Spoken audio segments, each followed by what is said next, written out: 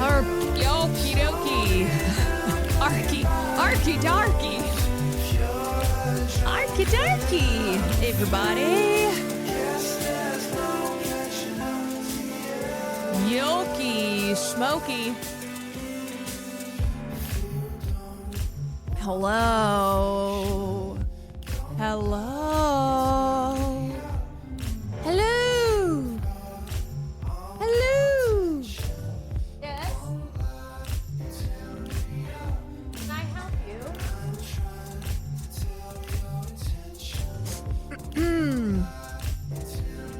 Okay. All right. I don't know why I'm wearing this very thick sweater. Very thick sweater. Have you ever reached out to Kat? I did when I was in Chicago, and then my schedule, there was like a schedule thing. It didn't work out. An Australian took over Caroline's stream. Yes, it's because I'm the new Mrs. Nicole Kidman. Hello. That's why we are Australian now. Oh, nar. Oh, yes. You say that in Australia. Oh, yes. Oh, yes. Anyway, happy Thursday evening, everybody. Hope we're doing well. Need your thoughts. Is this about theater kids? Okay, this sweater is a mistake. You know what? This sweater was me wishfully thinking that it's sweater season. And in fact, it's really not. It's so not sweater season. I also realized our old apartment was always really hot. Our old apartment was always really cold. Because I look back on like a lot of streams that I did there, and I'm always in like just the coats. Sometimes I'd be wearing coats. And this place is the opposite. It's always really hot. I do recommend Good Boy. Oh, is it out? Made you scared and emotional. Okay, don't tell us. Don't tell us, but does the dog die? But don't tell us. Theater adults are catching strays 12 minutes into a Caroline Kwan stream. Well, hold on a second. Let me take a look. Because I haven't looked at this video yet. It came across my timeline today, but I haven't actually watched it. Okay, so the caption is, New Hell on Earth just dropped.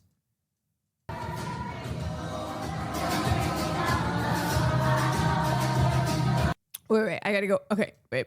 I was like, why do kids get all the fun of going to musical theater camp? So I created an adult musical theater camp for all of our inner children.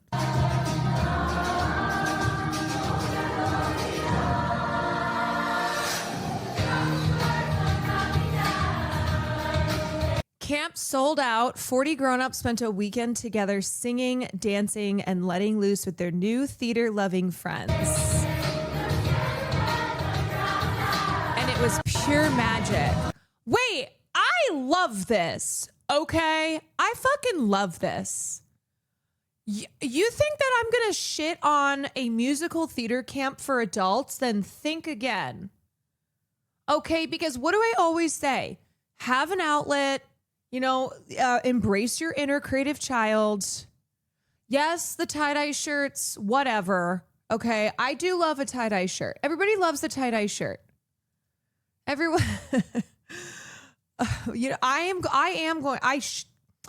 if I organized events, I would organize a streamer version of this. Okay, camp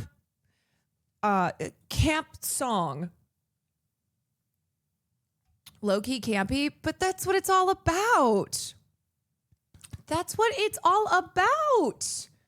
Okay, so I think this is rude. New Hell on Earth just dropped. Really? You know what? Thank you to this comment.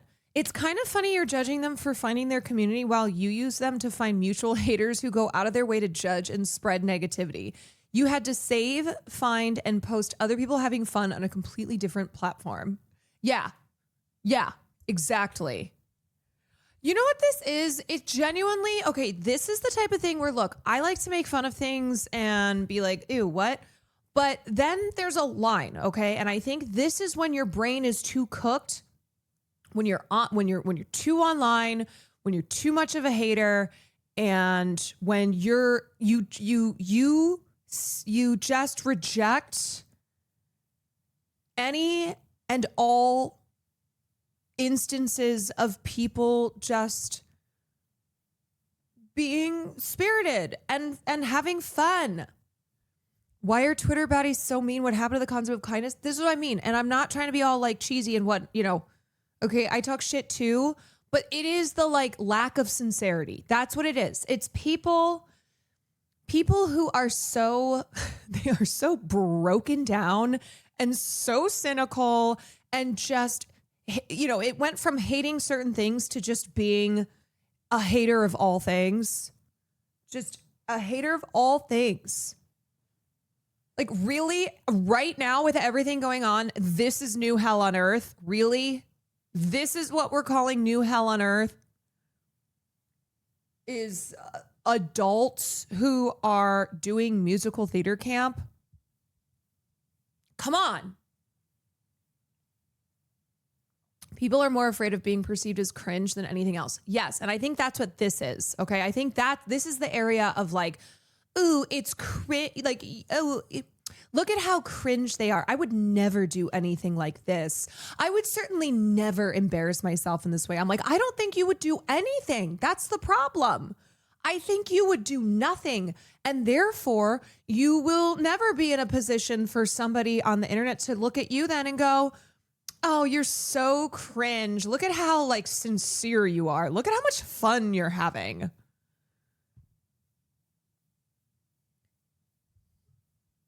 Is this theater kid propaganda? Look, not all propaganda is bad. Propaganda is not inherently bad. Bison, thank you for the 12 months. Ali Oxenfree, thank you for the 18 months. Cookie, thank you for the 26 months. Hogan, thank you for the gifted. Ghost, thank you for the 33 months. So if they think this is cringe, they're not ready for our Cover the Schuler Sisters in Front of the Great Wall. Like, exactly, okay? Because I might talk shit on Lin-Manuel Miranda, and I might make my Hamilton jokes, but that doesn't mean that I'm not bringing it out, okay? That doesn't mean that I am not doing Hamilton with Christian when we're in China. Caring about what other people think instead of enjoying themselves. Yes, like, please free yourself. Free yourself. Okay? Don't allow the tendency to be snarky and a hater and just treat everything as like embarrassing because it's the internet. Free yourself of that. You know? I promise you will be happier. You will. Damien, thank you for the 11 months. You know what? We're watching this again.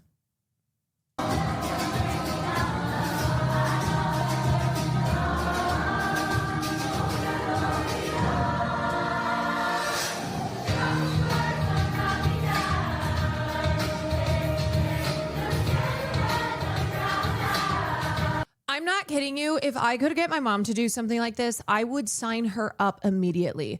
This woman who has like is always expressing her regrets, is always like, I could have been somebody, like loves to sing, but felt she was never encouraged to, is always like, I could have been on Broadway. I'm like, did you want to do Broadway? She's like, no, but I was never encouraged to do Broadway. This is something that like my mother would benefit greatly from, you know, in this era of her life where she is kind of struggling with her kids all being grown up and being older. And she's always had a creative soul, and she needs an outlet for that. Getting her into something like this, because she's also like very shy. You know, she's not about to get up on stage and sing a solo, but doing a camp where there's people just like her, People just like her. It's group singing. You know, that is the kind of thing that I know would be really good for my mom. It'd be really good. And she'd be so excited about it. Oh my God. My mother performing Rose's Turn. When is it my turn? I had a dream. I dreamed it for you, Caroline. There's a lady on TikTok who I think was in her 60s and had a goal to be on Broadway. She ended up making it. I don't know if anyone knows what I'm referencing. Wait. Are you talking about when Ketanji Brown Jackson appeared in Supreme Court Justice Ketanji Brown Jackson appeared in, I think it was like Romeo and Juliet. And her name was Patti LuPone. Patti LuPone. Oh, Gabriel.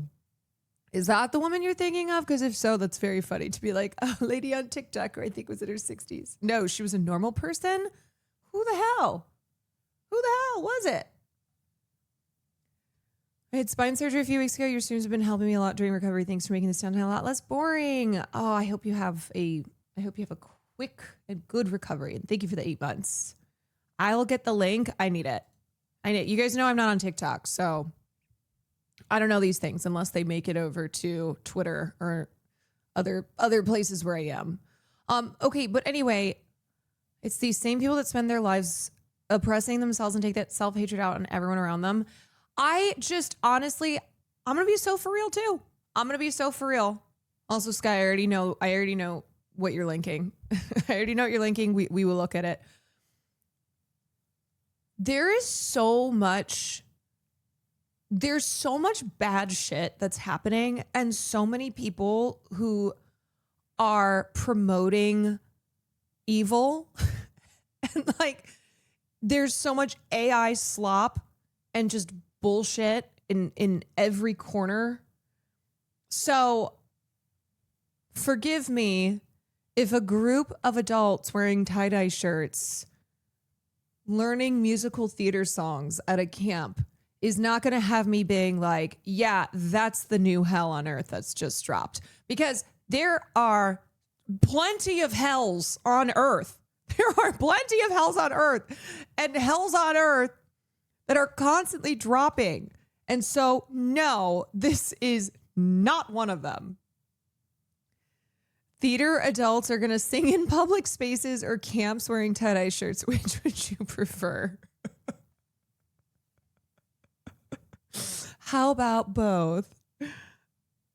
I support adult whimsy. I really do. One of my philosophies in life is that when you do not nourish your creative soul, because I do believe that everybody has that inner child. Everybody has that need for creativity. You know, most people aren't going to like pursue it professionally, and most people aren't going to be like, aren't going to be insane talents in the creative arts, but that doesn't mean that we don't all have that need. And so I think when you suppress that, when you're like, ew, cringe, oh, that's stupid, I do think I think you do a disservice to yourself. I think you do a disservice to yourself and you do a disservice to others. I do. Gianmarco talked about on Stavi's podcast being in an acting class and doing an exercise restating characters Daniel Day-Lewis in my left foot for a day. That's amazing. Sig Fenmill, thank you for the 2 months. Minor Threat, thank you for the 25. Alyssa, thank you for the 10. Hogan, thank you for the gifted. But group singing and church and praising isn't literally the exact same thing as this. Oftentimes, like, get the fuck out. Let me say, I love singing so much. Like, I love being in a chorus. The only thing that I liked in church was getting to be a part of the church choral group. And we didn't just do church songs. We didn't just do Catholic songs. We would have rehearsal once a week. we put on shows, we did Godspell, we did stuff like that. But it was just the like, look, I hate the rest of this shit. I don't care about any of this stuff. But it was just getting to be a part of a group where at least once a week, I mean, on top of the other choral groups I was a part of, but like at least once a week I was getting to sing. And that was good for me. That was good for me. My theory is that a lot of super Christians just love singing. They're like, I don't even care what it is. I just love to sing. How great thou art. And the truth is, as much as I hated Catholic Mass, there were a lot of beautiful Catholic songs. Gorgeous. And like in the halls of our great church, how the sound, I mean, the acoustics were crazy. Just like gorgeous songs, really good choir. You're Catholic? I was raised Catholic. I'm not Catholic. I was raised Catholic, but I was saying that getting to be a part of the choir and sing was like the only thing that I liked. And the reason that I didn't want to just kill myself in the pews every single week when I was forced to go. There's that one girl who thought she was super religious. Then she went to a concert and realized she just liked live music. Yes, I remember her. She was like, wait, I think I just really love live music. Hold on. I thought I was really religious, and it turns out that I just love music. Some songs about Jesus absolutely go off, I'm afraid. That's what I'm saying, okay? I'm saying, like, some songs really slap. How Great Thou Art, full choir, gorgeous. Gorge. And then during Christmas was my favorite because we would always sing. We would always sing.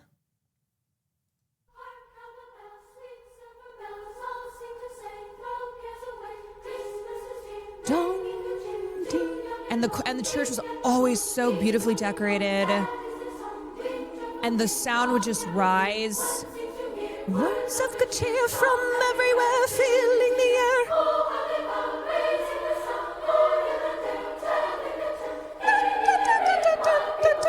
Oh, cheer, Christmas is here.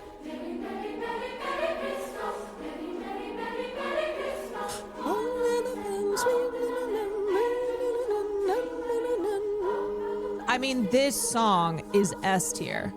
This song is S tier. It goes so hard. Dong, ding, dong, ding, dong. One seems to hear words of good cheer from everywhere, filling the air. Oh, how they sound raising. Even having to do the alto part, which was not as fun as soprano, it was still good. Merry, Merry Christmas. Merry, Merry, Merry, Merry Christmas. Yeah, see, you know what I'm talking about. The scene in Home Alone. Scene in Home Alone, chills still. Still chills. Like, you know who has one of the best all-time choirs is the Mormon Tabernacle.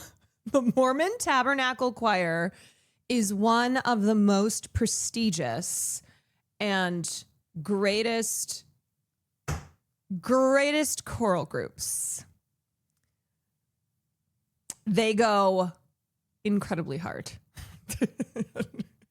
They go incredibly hard. The Mormon Tabernacle. And they are, I mean, that is like top tier, very prestigious. Manong Hassan, thank you for the 27 months. Alex, thank you for the 3. Noon, thank you for the Prime. Maria, thank you for the 15 months. Jack, thank you for the 32 months. Okay, wait, where's that TikTok of the 60-year-old lady who made it to Broadway? I was looking at the way the blue lights were shining, bringing out the freedom in your eyes. Yeah, you know, that's what I was going for.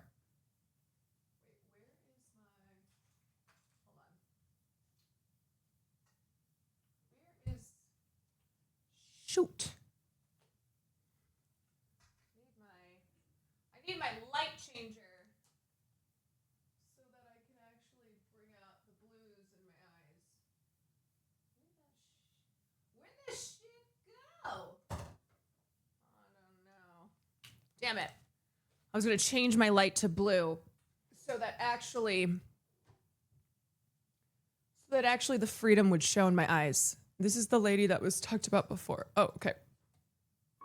Welcome to my series, Never Too Late, Living the Dream at 56. I know some of you are thinking, why would a 56-year-old woman with white hair move to New York City to pursue her Broadway dreams at this stage in her life? I ask myself that question all the time. But then I think, okay, why slay! would I? This isn't my first time at the rodeo, friends. To be honest, when I pursued this dream in my 20s, I lacked the maturity to navigate the ups and downs of pursuing a goal. I was here on my own with little support and did the best I could at the time. My prayer is that this time will be different. Can you believe I've been here almost 1 month? And to be honest, I've already had to deal with some big no's and some surprise yeses. I'm here doing the work it takes, not only as a dancer, but more importantly, as a singer and actor. I have to send this to my mom. I have to be like, look, mother, it's never too late for you. Which is so exciting. So we'll see where this leads. And to be honest, on those days... Does she work as a Jill Stein extra? Like as a double? Her side job is that she's a double for Jill Stein. When I doubt myself, I try to remind myself that the pain of not trying will be way worse than giving it one more shot. Stay tuned, friends. Girl. The best is yet to come. She heard Do It Lady and she was like, I'll do it. I'm a lady and I'll do it. That's, you know what? That's awesome. Good for her. Good for her. That's a lovely story, you know? Look, it's never too late. I think there's so many things that we think we can only do when we're younger. That there's a window, and if you pass that window, then sorry, that's it. That's it. That's all. And especially careers in the entertainment business, be it theater or film, there is this really concrete belief that if you don't make it when you're younger, then you can never, it's done. Like this, that's it. There's no opportunity for you. Just pack it up. Goodbye. And I think it's because when you're younger and you don't quite have yet the responsibilities you have when you're older, so you can more freely pursue it because, you know, youth is so valued and you're like, I'm young and I'm gonna make my dreams come true. And then you get older and you're like, I had that time to make my dreams come true and they didn't come true. So that's it now. And I think, no, I think always be pursuing your passions. Always. Even if it's not to a professional extent. Go for it, you guys. Do you know how many streamers I've talked to who are like, I really want to take an acting class? Or I mean, right now kind of the meta is singing. The meta is like singing and making songs. And that is because people saw other people doing it and then felt encouraged by that. We're like, that looks really fun. I've always loved to sing and maybe that's something I'll try. And I've talked to streamers about taking improv classes, which is not for me, but is good for other people. Like when I was talking to Ted Nivison, who has been taking improv classes over the last year, he was like, this is the greatest decision that I made. It's just so good for me. It's just feeding my soul in a way to help me then sustain my work as a content creator. So I think, you know, try that acting class, take a singing lesson, go to improv. You know, if that's always something that I think too, it can help you in life no matter what. Like I had friends in Chicago who took improv not because they were pursuing comedy or any type of entertainment job. Yes, but because they wanted to learn the skills, not just try something new, have a new experience, but learn skills from improv that then they could apply to the, you know, to the other parts of their life. And a friend of mine who was really shy, like very, very shy, very introverted, but just so funny too. And I think she wanted to feel just more confident and not just confident in her job and her relationships and stuff, but like confident in being funny. Like she was a funny person, but she was just very shy. So she took improv, and she didn't just take one class. She went through the entire course at Second City, and she was like, it was the best. I made a bunch of friends, and there were other people like me who just wanted improv for reasons other than pursuing it as a career. And she's like, it was just the best decision that I made. So Porter J decided to make a song after gaining confidence in her singing after the OTV Christmas album. Yes, I firmly believe you must nourish your soul, okay? You must nourish your soul. You must find any way to nourish it. And I think all of us have a creative spirit to some degree. And you have to figure out how to honor that, whatever it is, whatever it is that feeds that. Maybe that's like you love going to museums and looking at art. Maybe it's you love to just sketch in a sketchbook, or you like to sing. You want to, you want to learn Shakespeare monologues, play an instrument, paint. Like my sister Liz was always a naturally talented artist. Like when she was younger, was just always painting and sketching things. She took one class, and then for like 15 years, my sister did not nourish that part of her and was like, always just like, no, I'm not good at this. I'm like, but you're not trying to sell your work. You're not trying to make this as a career. This was something that you did because you enjoyed it. And you also are naturally talented. And she's just like, no. And she works in like a finance consulting, that type of job. She's been at the same job since college. It's just very much repetition every day. And finally, this past year, she signed up for an art course. She did. And she's been taking classes once a week. And she said that her teacher was surprised, because it was supposed to be an intro class. She said her teacher was surprised that she was already way past what usually beginners would be at. And so her teacher's been throwing more and more stuff at her. But, it's that kind of thing where it's like, you think about it, you take the leap, right? You take the leap.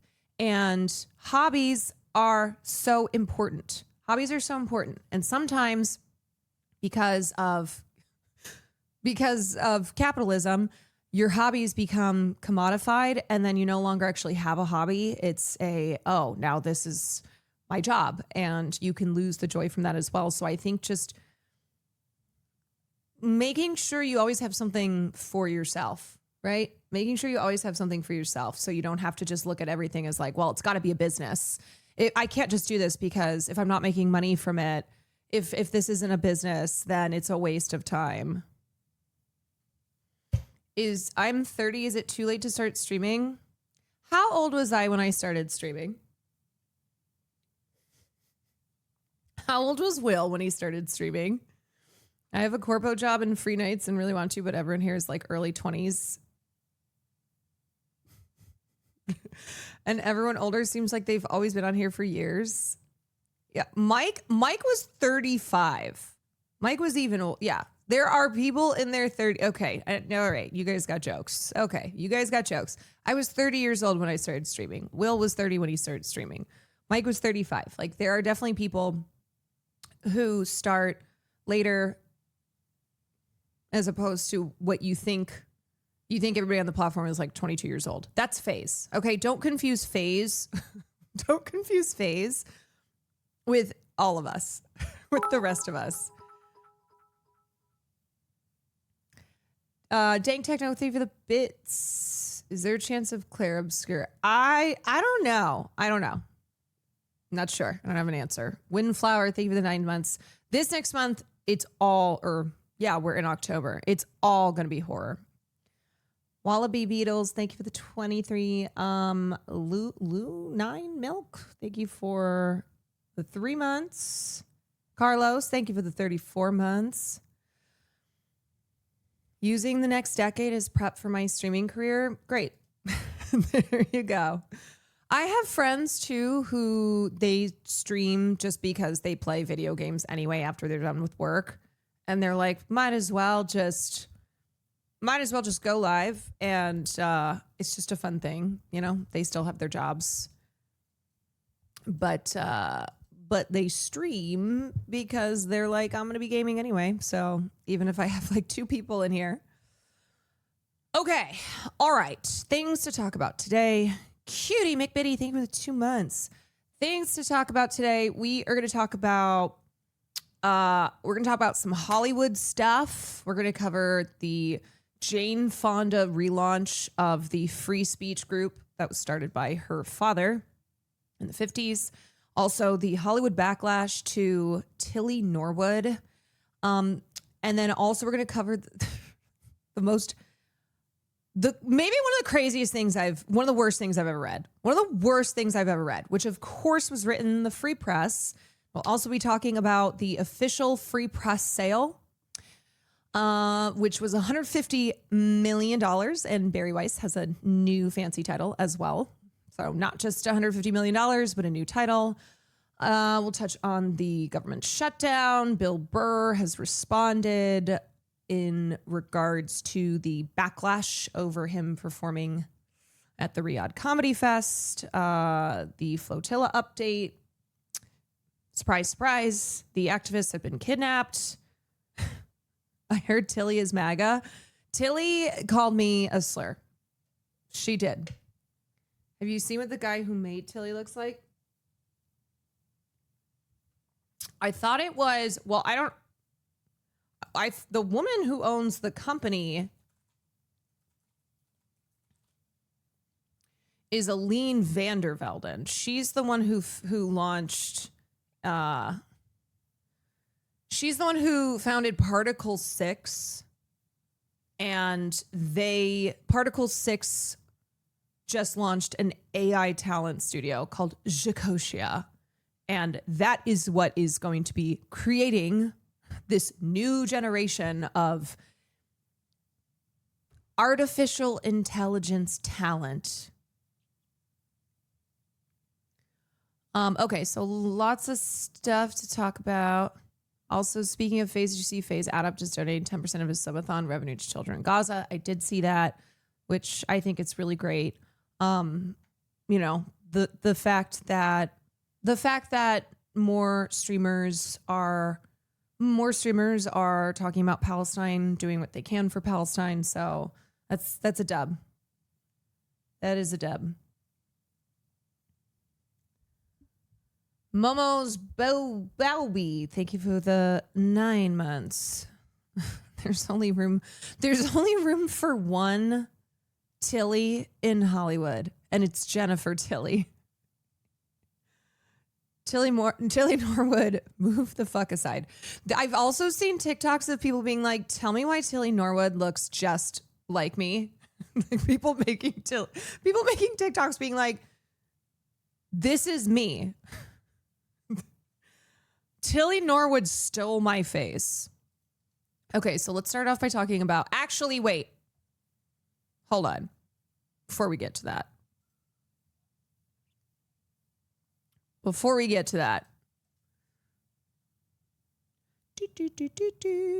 me find. I'm the most famous girl in this racist country singer. The line on the title track, Ego Death, where you say something like, I'm the most famous girl in this racist country singer. I'll be the biggest star at this racist country singer's bar. You want to name names? Could be a couple different. It could be a couple, but I'm always talking about Morgan Wallen. I don't give a shit. Okay, can I just say, first of all, I fucking love Hayley Williams, because one thing that I can't stand is when actors will be shading people in their industry. They'll be like they'll be talking shit, but not wanting to name names. And it's like, at this point, come on, just name the fucking names, okay? Name the names. Haley Williams. Haley Williams is like, oh, I have no problem with that. It's always about Morgan Wallen. It's always about Morgan Wallen. That's who I'm always talking about. Okay, so just some context to this. In Haley's latest solo album, Ego Death at a Bachelorette Party, she has a song. She has a song with the line, I'll be the biggest star at this racist country singer's bar.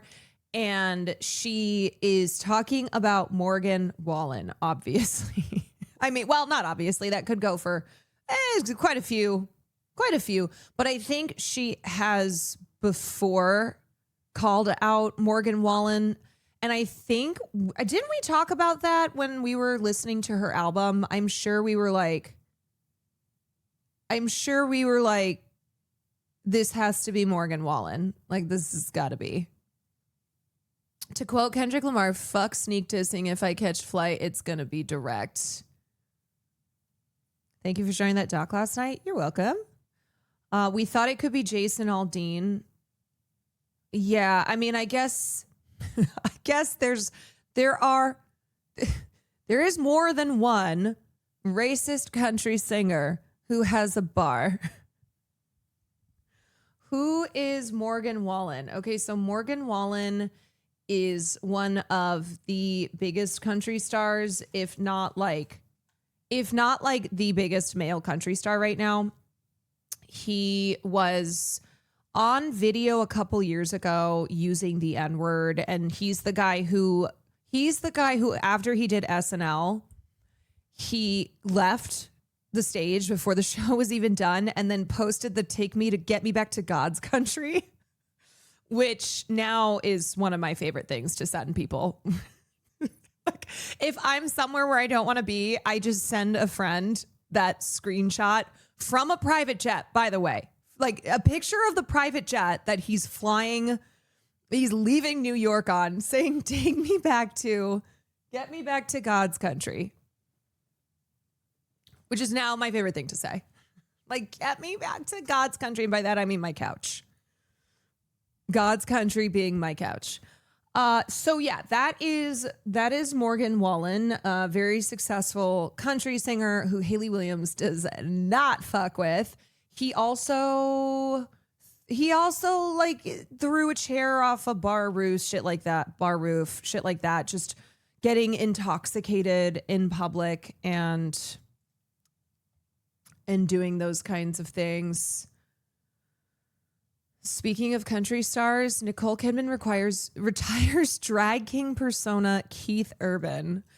Can I just say that it's a rarity to have the media and to have the internet totally on the side of the woman in a celebrity relationship that has just broken up. I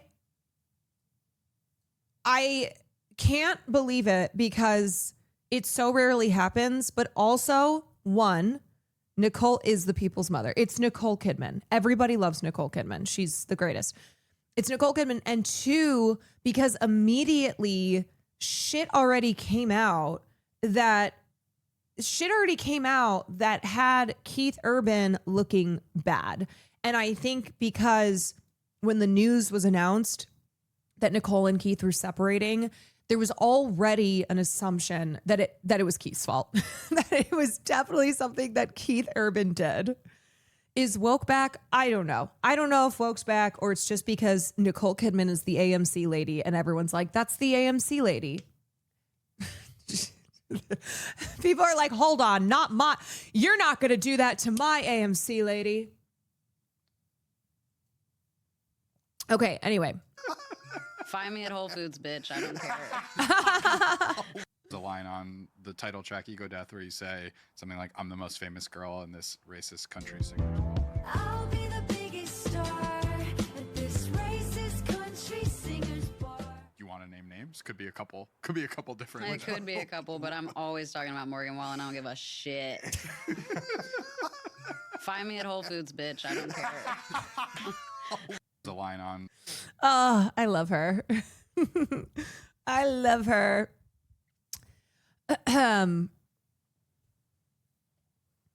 So glad I can finally say Keith Urban was dead weight and not good enough for her. Yeah. You know what? This is the kind of energy that I am here for, okay?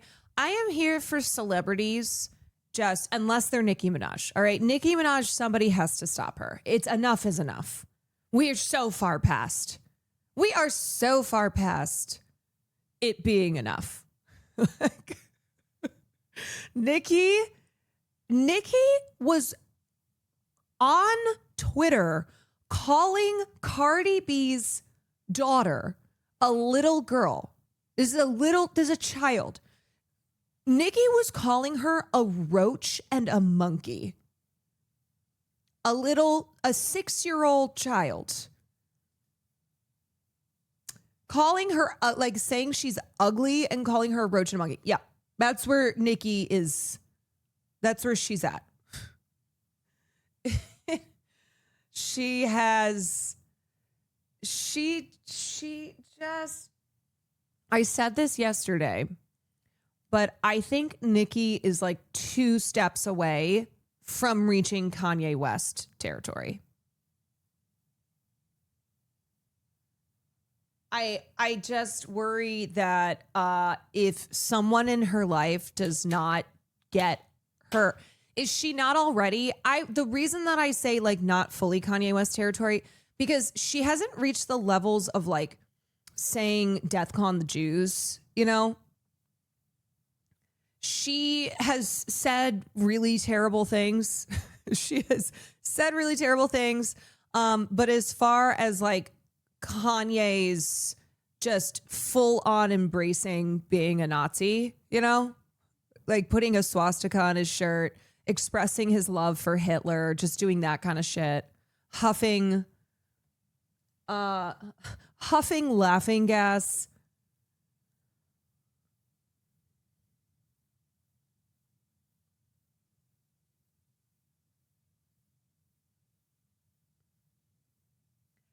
Nicki versus Cardi, Charlie versus Taylor. This has been an insane couple of days. Yeah, the feuds are definitely the feuds are feuding. So, okay, we'll just quickly cover this.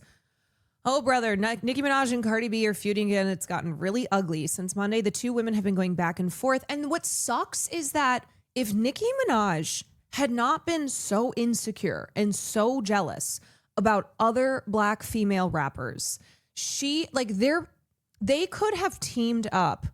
They could have teamed up and joined forces and put their power together.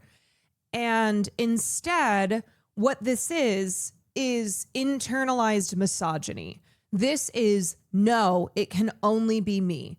And it's like, girl, there is such...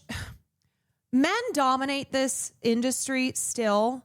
And there is so much misogyny and so much bullshit that female artists have to deal with, that Black women have to deal with. Why could you not? Why did it have to be always a competition with the other female rappers? And the thing is, Cardi says some nasty stuff too, but I fear she's saying true things that you just shouldn't say. Yes. Yeah. Okay, so they've been going back and forth, hurling insults, dragging each other's children into their beef. It's really spiraled out of control even for these two. And if you've only seen a few stray tweets pop up on your timeline, you might be confused about what is happening at all. Okay, so these two have disliked each other for years and years. The specific incident you might be thinking of is when their feud reportedly turned physical in September 2018 at the Harper's Bazaar Icons party during New York Fashion Week. After months of arguing about Minaj's verse on the Migo track Motorsport, things exploded at this party with Cardi allegedly throwing her shoe at Minaj. You probably remember the image of Cardi leaving the party with her head held high and a giant knot bulging out of her forehead. Suffice it to say, these two have not been on good terms since. So, what resuscitated this feud? From what I can tell, the mere fact of Cardi releasing her new album, Am I the Drama, is what set this whole thing off. Nicki has deleted a lot of her tweets. She also does that. Nicki tweets a bunch of shit and then will delete it. But she reportedly kicked things off by tweeting $4.99, which is the promotional price of Am I the Drama. And then Nicki tweaked the lyrics to Cardi's song Magnet and turned them into a diss. A, B, C, D, E, F, G, Nicki wrote, surgery to look like me, tell the rat and tell Jay-Z, Rico fraud and perjury. A, B, C, D, E, F, G, falling off the charts with a big belly, she continued, an apparent reference to Cardi's pregnancy.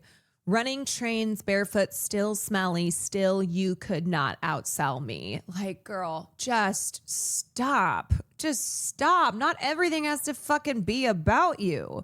She did the same thing with Meg and Hiss. Yes, because it's just Nicki for years now has been like, I am number one, no matter what. It's me. I'm the only female rapper in town. All of you are just trying to be me. You're all like pathetic wannabes. You are in my shadow. And it's the way that she stays relevant. Honestly, the only times that Nicki Minaj has talked about these days is when she's in another insane beef with usually a fellow female rap artist. When she's just crashing out on the timeline and it's like, here she goes again. Nurse. Cardi then hopped online complaining that there's nothing more annoying than a bored bitch and tweeting cocaine Barbie, presumably a knock at Minaj.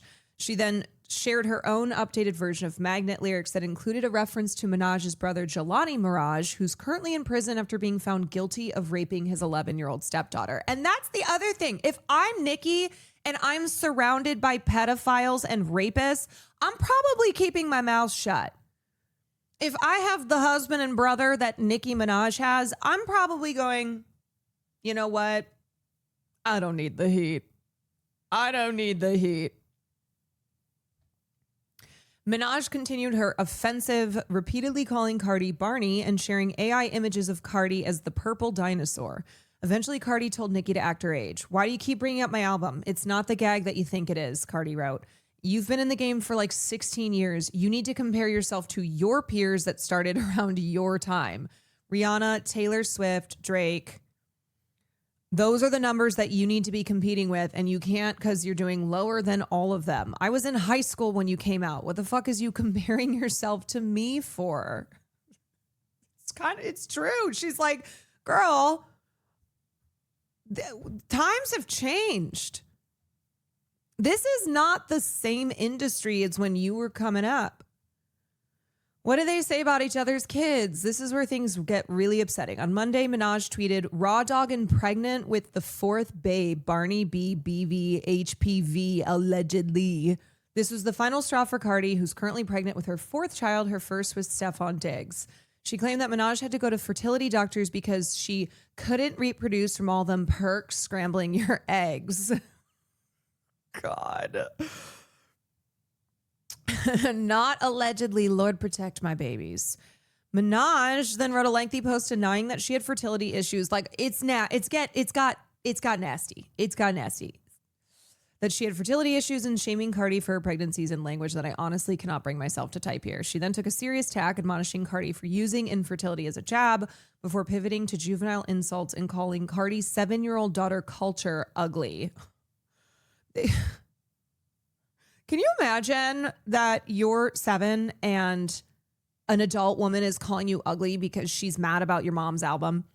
They continued to trade truly awful insults about each other's children until Wednesday afternoon when things appeared to briefly have died down.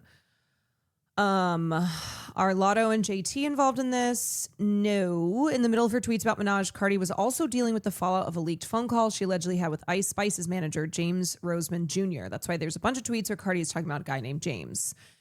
Why you want to act dumb? Cardi says in an alleged phone call, you don't know. I'm going to show y'all I'm not Lotto. I'm going to beat her the fuck up. I'm knock her the fuck out. Cardi later felt bad for bringing Lotto into things and posted an apology on Tuesday, adding that she would privately buy her a bag. As for JT, the City Girls rapper was actually going at it with Cardi's sister, Hennessy. Okay, so this is a whole other thing. JT had been insulting Cardi, prompting Hennessy to call her a gremlin-looking bitch dying for attention. If we go any deeper into this, we'll be here all day, but all you have to know it has nothing to do with Cardi and Nicki. What about Jay-Z? Well, Jay-Z has been the target of Minaj's ire for several months now. And it seems like she was just in the mood to get him in the mix. In the middle of her back and forth with Cardi, Minaj accused Jay of wearing a wig. If we're being honest, this is kind of the only silver lining of the beef, only because the image of Jay and the wig did make me laugh. Okay, that's pretty funny. Jay-Z, take off that fucking lace front. It's so stupid. It's dumb. Okay, where do things stand now? After a short break, the women picked things right back up on Wednesday. Minaj directed a post to Culture directly, who it bears repeating is 7 years old. Cardi then called Minaj I think she probably deleted this because she deleted. Dear Culture, nope, she didn't. Your mom is pregnant with another monkey. Also, I have to say, like, Nikki, you know the racist history of the word monkey being applied to Black people. Okay, so what the fuck? What the fuck? She's so fucking racist. She's just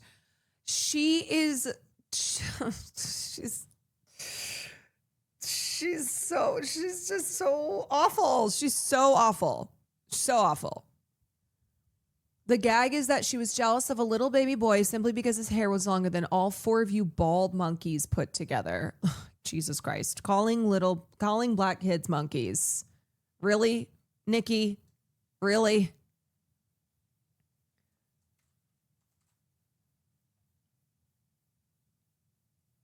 Oh shit, where did that rest go? Okay, anyway, and then I think this is basically ended. Cardi wrote like one last tweet where she was just like, okay. Anyway, want a fake Dear Black Woman Girl, shut the fuck up, done beefed. Wait, no, I don't think that was it.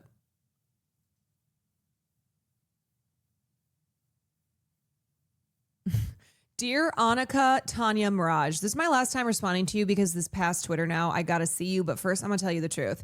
You said out your own mouth that the little girl in you haven't forgave your mother yet, and that's because your mom used to stay silent when your dad used to touch you on every time he did that crack pipe. Like this is I know you experienced a lot of trauma and abuse, but drugs is not going to help you. You need to go to therapy now. I'm going to let you know this today. Your husband's not stopping you from your actions because he lets you do drugs all day to numb you so he can max out your credit card. Yeah, you think I don't know?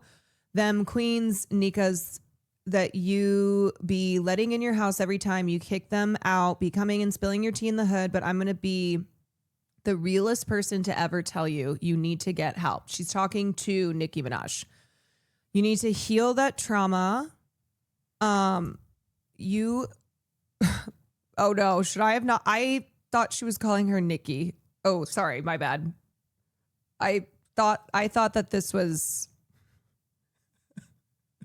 I thought that was, you know what? Maybe I just shouldn't read the rest of this. Oh no. This beef is getting me in trouble. Okay, let me just read ahead. I think I'm good to read the rest of this. Okay. I'm going to be the realest person to ever tell you need to get help. You need to heal that trauma. You always coming at people every time you see them happy because you got so much trauma and pain that you want to put on others. Your fans are going to gas you up while you literally lose your goddamn mind. Damn, I was just about to sub too. Yeah, you know what? Cancel me. You don't have no friends, no family, just that man in your house that let you do drugs till you pass out so you can spend your money and buy the hood chains. I'm not throwing away my career and my endorsements going back and forth with words with a possessed drug addict. I'll see you when I see you. And then I think this was the last one. Always want to fake Dear Black Woman Girl, shut the fuck up, done beefed with every Black woman in the history. Like, girl, who the fuck beefs with SZA? And you be slick throwing shots at Beyonce, the most well, I wouldn't call Beyonce. Well, okay. While always bootlicking a white artist's ass and posting their accomplishments while they ignore you. And let me tell you something. I say what I want when I want. You don't stop shit here. Ain't nobody fucking scared of you. So,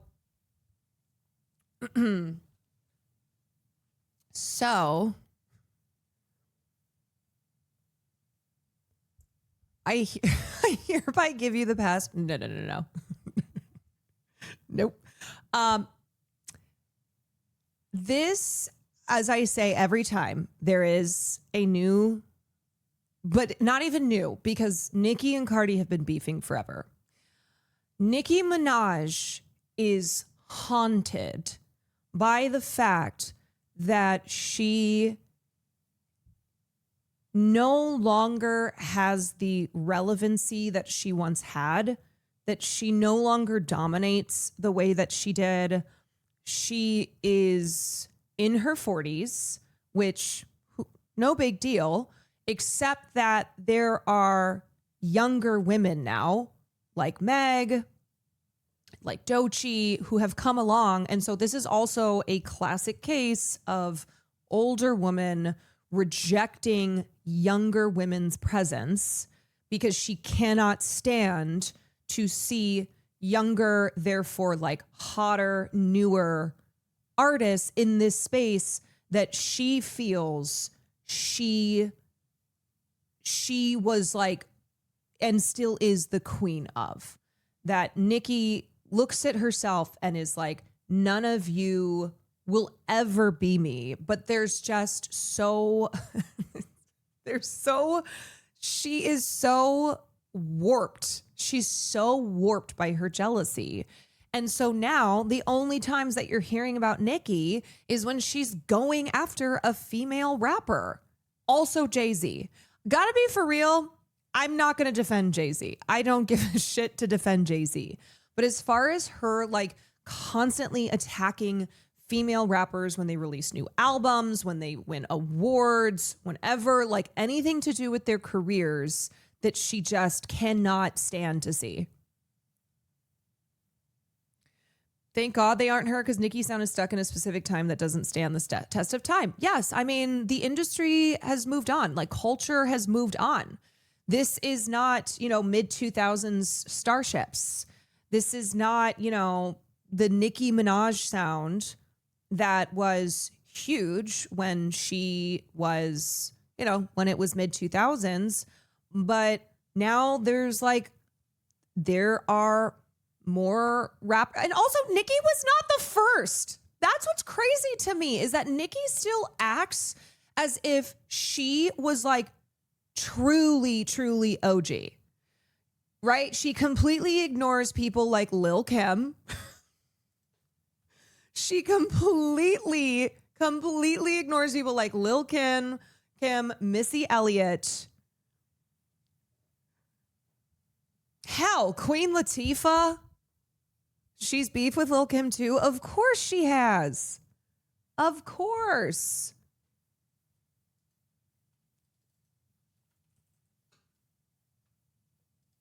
Salt and pepper. I mean, that's the funniest thing about it, is like, well, the problem is Nicki rose during a female rapper drought, so she literally was the only one for years. Right. And I think because she's such a narcissist, she is like, you would not be here if it weren't for me. And it's like, okay, on the one hand, I think it's perfectly fine to look at like how Nicki Minaj had an influence on the industry, like how Nicki, shaped the rap industry when she came into the scene. But rather than it being a, Nicki is like, just wants acknowledgement for what she did and how she dominated in the space.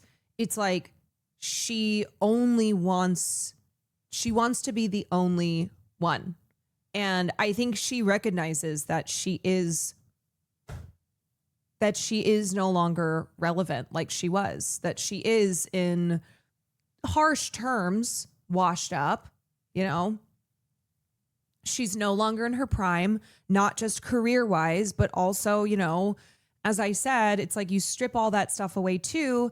And here's a woman in her 40s who like cannot handle there being women in their 20s who are getting a lot of attention, where it's like, yeah, Nicki, you're no longer in your 20s.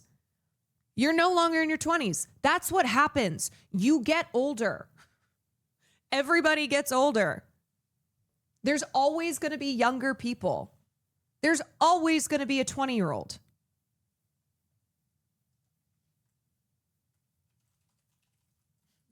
Say it ain't so. Say it ain't so. Wait, really? Yeah, really. Anyway, that's kind of a summary of the latest Nicki Minaj and Cardi beef. And you know what's funny too is that every time she's beefing with someone, it's always the person she's beefing with who's like, I'm done with this. All right, here's my last message to you, and then I'm done. SZA did the same thing where SZA was like, I just want to talk about Mercury being in retrograde. Meg, same thing, where they're always like, you know what? You coked out, bitch. I'm not wasting my time on you anymore until you try to start this again some other day. Because she's exhausting. She just won't stop. And she just tries to, I think her strategy, aside from the coke, is just wearing people down. And then it always gets to this point that like lines are crossed, right? When you start talking about kids, when you start talking about children and saying things like calling them monkeys and roaches and calling them ugly, right? That's how fucked up that is, okay? That Nicki Minaj is calling a 7-year-old ugly and other terms that are racially offensive. Cardi also called and made fun of Nicki's son for allegedly being developmentally disabled. That's not cool either. Let me say, like, I don't think whenever there's a beef happening, I don't think that Cardi or whoever Nicki famously beefs with is always like 100% in the right. Granted, Nicki starts these beefs pretty much every time and is usually the one who takes it to that place. No, I know you're not on Nicki's side, but it is like this just gets nasty. And so it's, you just cross lines that no longer make it a beef that kind of qualifies as like, okay, let's keep this going. Because it just escalates to, it escalates to a really awful place. I know no kids should ever be mentioned in whatever argument. They should be off limits. I call my friends' kids little monkeys because they climb on fucking everything. That is different from intentionally using the word monkey to describe a black child in an offensive way. Like Nicki is trying to be offensive when she says that, because the reason that is the reason that that's bad, like I call Farley little monkey, you know, like that's not, without the historical context there, it's fine. But when it comes to the racist history in this country towards black people and terms that have been used, especially with black children, you know, that is a very racialized term. And Nicki 1000% had offensive intent. Yeah, she wasn't describing and that's a good point too. It wasn't describing the actions of a child who's like climbing on something. It was describing the child in the child's appearance, and she just sucks. She just is awful. All right, you guys ready to see the worst thing that I read today? Lily Oraf, thank you for the Prime. Maddie, thank you for the 26 months. Clementine, thank you for the tier 1. This is the worst thing I read today, and maybe one of the worst things that I have read ever. So this was a piece in the Free Press by Tyler Cohen, who is a 63-year-old man. He is an economics professor. He is a libertarian. And I genuinely think this is a guy who he became a libertarian because his goal is to lower the age of consent laws. Like, that's the vibe that he's giving me based on just his shit, what he writes, what he says, namely this piece. Okay. So remember how we talked about, doesn't seem like a coincidence that the first AI talent, the first AI actress who's been created is a very young looking girl, is a girl who looks like she would be a slave girl extra in a scene in Game of Thrones, and how it doesn't feel without intent that the first AI generated actress who is apparently causing a bidding war is somebody who looks this young. Okay. So this is Tilly Norwood. Tilly Norwood, who I have talked about the last couple days. Also that it's specifically yes, she's a young girl, right? She's a young girl. It's not a 50-year-old man. It's not an older actress. She is a young female. She is a young girl. Okay. So here in the Free Press, it is a young girl. It is a young girl. Tyler Cohen wrote in the Free Press today, which is the Substack owned by Barry Weiss, that Barry Weiss just sold to CBS. To Paramount. Barry Weiss sold to Paramount as part of the Paramount and Skydance merger. And the total on that was $150 million. David Ellison, who is the CEO of Paramount, now Paramount Skydance, bought the Free Press for $150 million in a mix of cash and stock options. And the website will operate as a standalone entity. And on top of that, Barry Weiss is going to be now the editor-in-chief of CBS News as part of this deal. So more on that in a second. Everything is just terrible.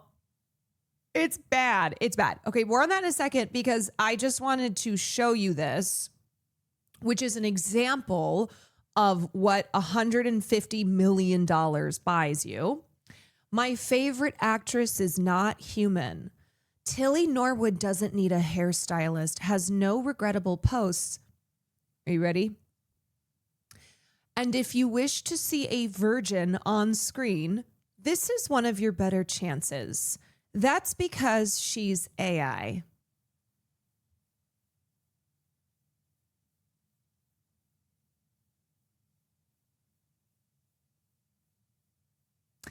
Insert the dokes looking suspiciously at Dexter when he's like, I know something's not fucking right with you.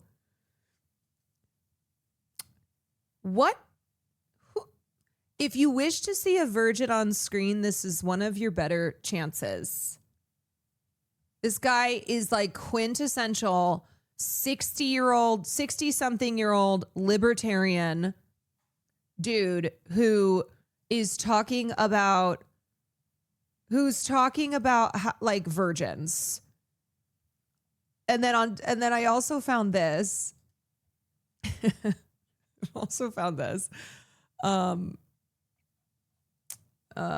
Somebody or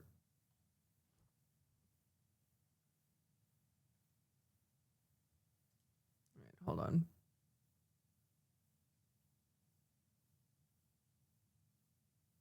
Did I not save this? Let me see if I can find it. Wait.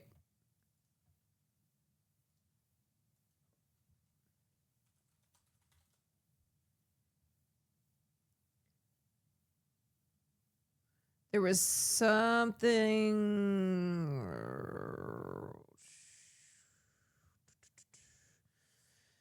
There was like Someone had posted on Twitter another time that Tyler Cohen is talking about virgins. This is something that he. Okay, I think it was this marginal. Yes, thank you. This is on Marginal Revolution. Where to find virgins? Go to urban churches. Why is this man always talking about virgins? Why is he always obsessing over girls being virgins? That's fucking weird and disgusting. And that's why I said the libertarian mindset, where like the one thing he probably cares about most is lowering the age of consent. He's like, I just think 18 is too old. 18 is too old. I think ideally the age of consent would be like 12.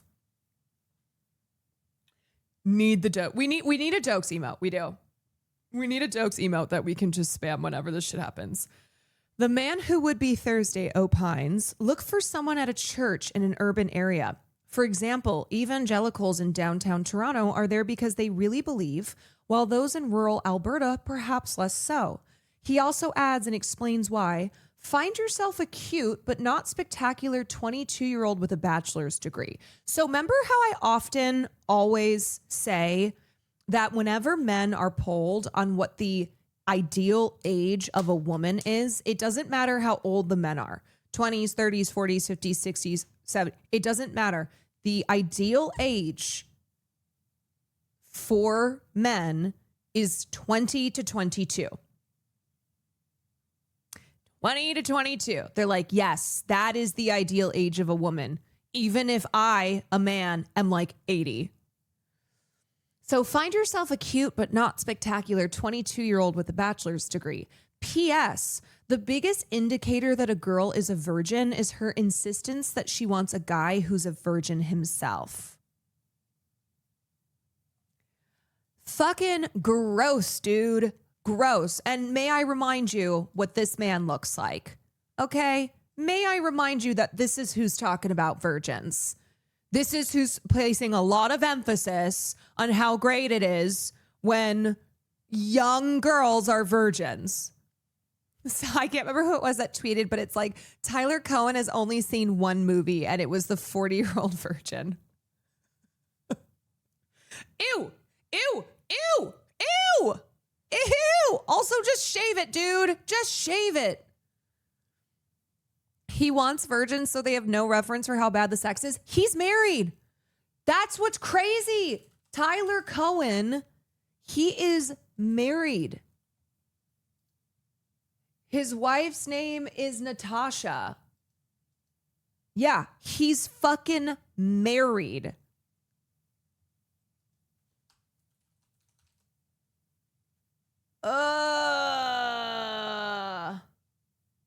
I think she's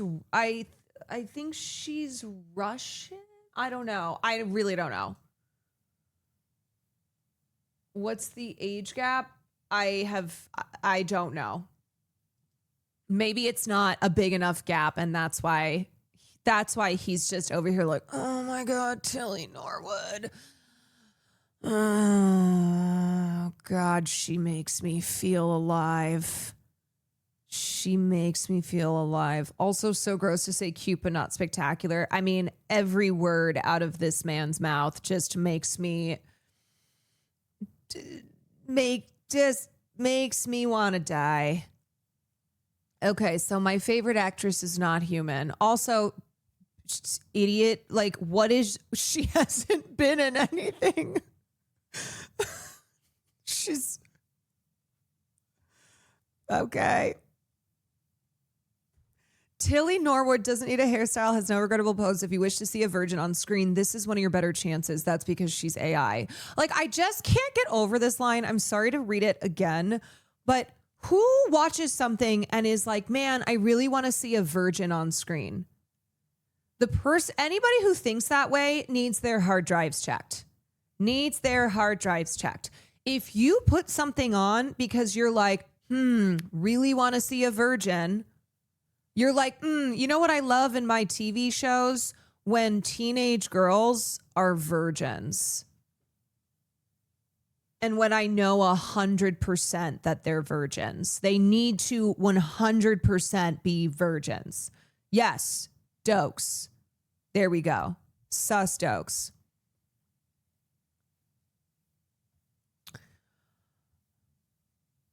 Okay. Tilly Norwood is the actress I most want to see on the big screen, or perhaps the little screen if she gets her own TV show. Do you know what this is too? And I said this when I first was covering Tilly Norwood.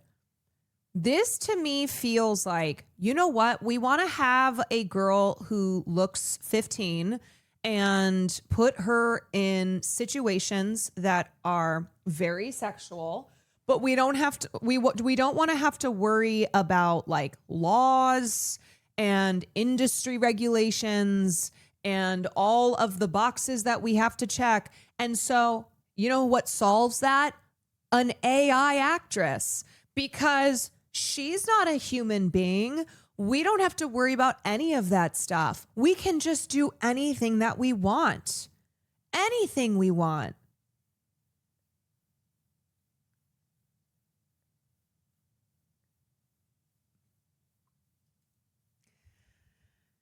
She is beautiful, but not too intimidating. Oh my God, dude. Every single time, I'm just going to go back here, okay? She is beautiful, but not intimidating. She has a natural smile and is just the right amount of British.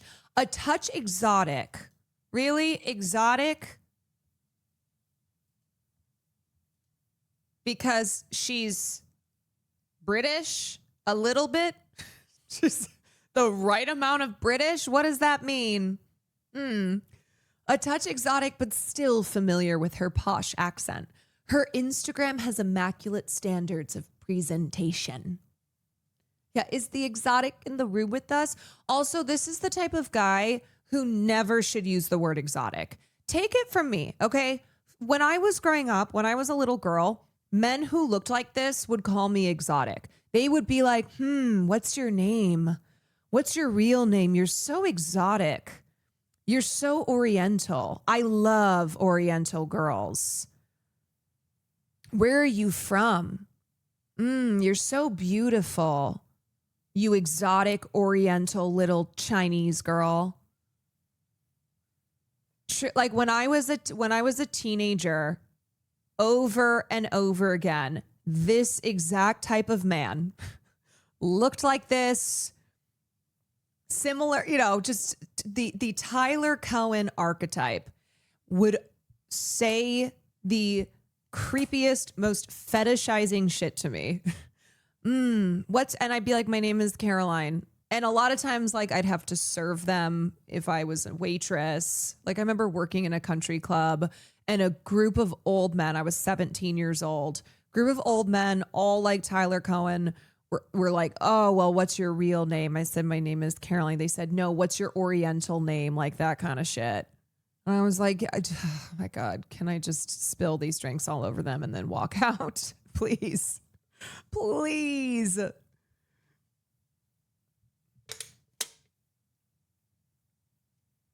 Oh God, I remember every write-up about Smallville back in the day had Kristen Crook referring to her exotic look.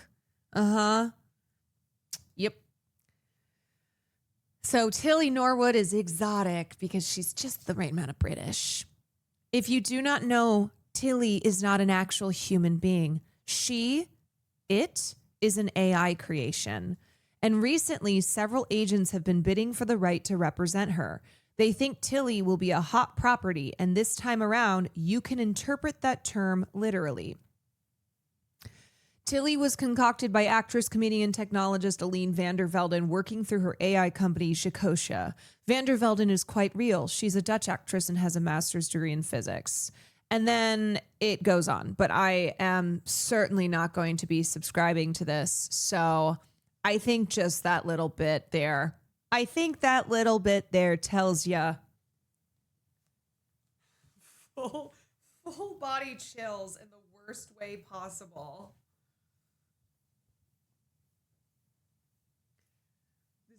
So many layers of gross here, a weird dehumanization of women. But here's the thing is like, we've already seen this happening. You'll see a post and it's like a post about how they are trying to recreate wombs and put them in robots. And men will be like, oh, ladies, it's so over for you. With the insinuation being that like, oh, we're going to fuck robots and impregnate them. So like, see ya. You'll have no purpose in this world. That kind of energy, like how AI, it's just we're here. Like we are here with this dehumanization, with this weird this new fetishizing of AI, especially when you can create Tilly Norwoods, young virgins, and you know they're virgins because they're AI.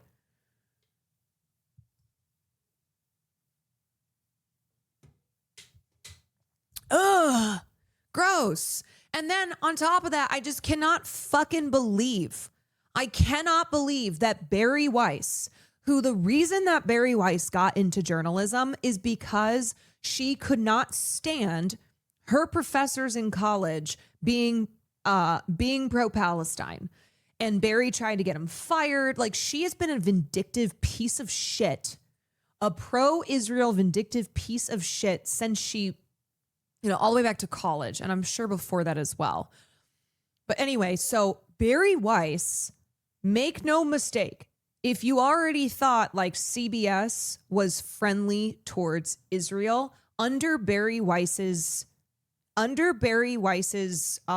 now control, it is about to become levels of pro-Israel that we have even yet to see with a mainstream media source like CBS. So Bari Weiss is taking over as editor-in-chief. And here's the other thing too. This is a very unusual deal. Instead of reporting to the president of CBS News, or instead of reporting to the chair of TV media, George Cheeks at Paramount Skydance, she is reporting directly to David Ellison. She is reporting directly to CEO David Ellison, son of Larry Ellison. Isn't that fucking weird? Isn't that strange? Because that's not how it's normally done. So she's coming in as the editor-in-chief, but she's reporting directly to David Ellison. And the Ellison family is extremely, extremely Zionist. Larry Ellison personally donates tons of money to the IDF. He is seeking to take over part of TikTok to sit on the board in the attempt to make TikTok a pro-Israel platform, a propaganda tool for Israel. And so Barry now has been installed as the editor-in-chief of CBS News, reporting to David Ellison. Yeah, I mean, the free press is just a Zionist propaganda rag. That's what it is. And that's what CBS News is going to become as well. And it's not to say that like CBS was where Tony Two Times had that insanely racist antagonistic interview with Ta-Nehisi Coates, where Ta-Nehisi went, wow, that was really racist, when he was talking about his new book, The Message. And so that was where that was on CBS News. And then what happened after that was that who was the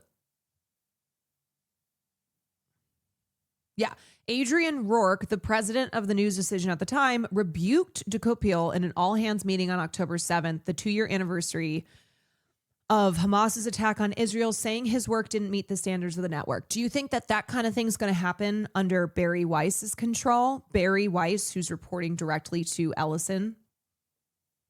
No way. Absolutely not.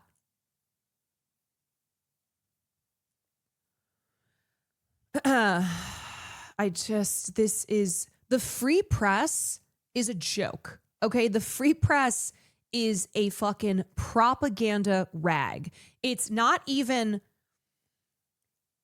like, it's one thing if the purchase is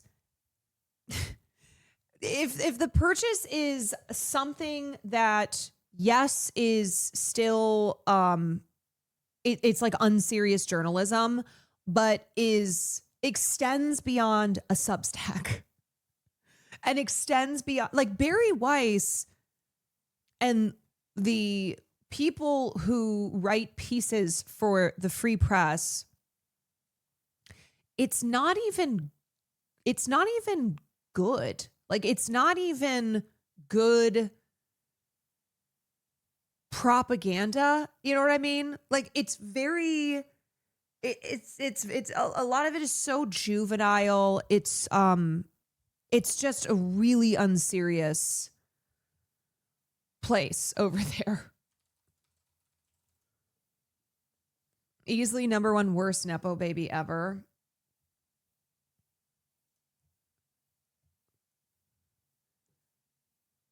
Weiss's direct line to Ellison means she will not report to CBS News President Tom Sabrowski or to George Cheeks. No further details could be learned immediately about how Weiss would work with Sabrowski.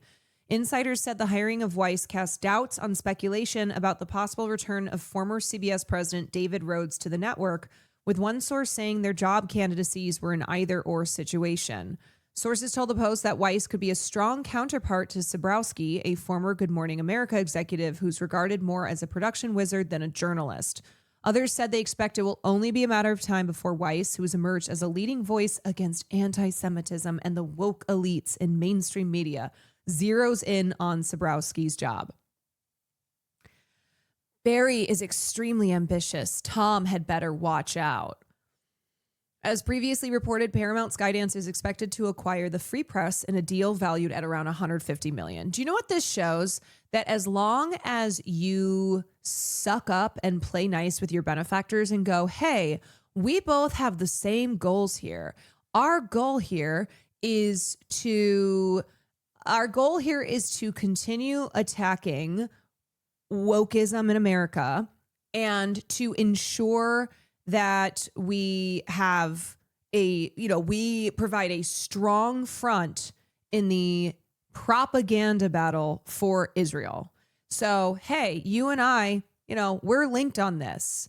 And as long as that's the case, then the money is there. And it sure is a lot of money, $150 million. The Ellisons, who are, Larry Ellison, who became the richest man in the world, usurping Elon Musk. I don't know what the standing is now, but they have plenty of money and plenty of opportunity for people like Barry Weiss, who are happy to just be lapdogs for them. They're buying everything up. They are buying everything up. Mumblecat, thank you for the 29 months. Gutterbean, thank you for the 12. 3D Tuple, thank you for the Prime. Celestial King, thank you for the 15 months. Others expect the new leadership structure to create a strain on the already dug-in culture at CBS at programs like 60 Minutes, which recently elevated longtime producer Tanya Simon to executive producer. It would be like dropping a grenade in the newsroom, one former CBS News veteran told the Post last month of Weiss's addition to the network. Oh, God. They are used to doing things their way, another source said of CBS News and 60 Minutes veteran staffers. News of a potential partnership has sparked anger at the news division, which has been under fire over its alleged left-leaning bias. Weiss has been closing in on a deal with Ellison for roughly a year, sources told the Post, but his overtures grabbed the attention of the media when the two were spotted in July at the Allen & Co. Summit, known as the Summer Camp for Billionaires in Sun Valley, Idaho. As previously reported, Ellison first approached Weiss about taking a top role at 60 Minutes as he looks to make major changes at the organization that will bring more conservative voices to the network. By the way, like, Barry Weiss, you want to talk about, it's like you want to scream about DEI, okay? People not having the experience, not being the right person for the job. Barry Weiss does not have any experience in regards to what her role as editor-in-chief of CBS will be. And yet it's totally fine because Barry is on the side. Barry is on the same side as those who are always screaming about how woke culture means that you have all these DEI hires, people who shouldn't be there and are only there because they're black or they're women or they're gay. She is so unqualified, completely unqualified, and yet keeps rising to the top, keeps going up, up, up.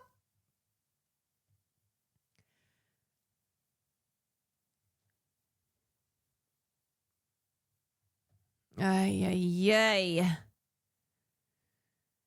The anticipated announcement will end a months-long rumor mill about Ellison's plans for CBS News and his interest in Weiss, a 41-year-old opinion journalist. That's who she is. She's an opinion journalist with no experience in broadcast news and whose work has launched multiple firestorms over hot-button political issues.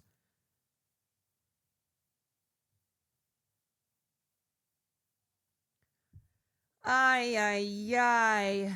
Y'all, what are we gonna do?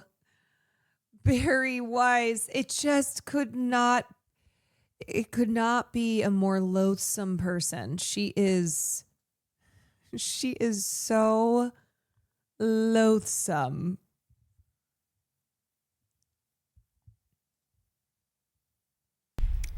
Okay. All right. SAG-AFTRA President Sean Astin says the union will address AI actress Tilly Norwood with agents and continue fight for AI compensation. As AI performer Tilly Norwood continues to spark debate about the intersection of Hollywood and technology, the new president of the Actors... And by the way, guys, this is the beginning, okay? They are trying to test the waters here by introducing Tilly Norwood and trying to see the path forward, trying to create the path for having more and more AI generated actors and actresses, like performers in Hollywood. No, they are not going to stop. Sean Astin, who is the new president of the Actors Union, which, by the way, great because Fran Drescher had to go. So Sean Astin, Samwise Gamgee, is now the new president of SAG-AFTRA.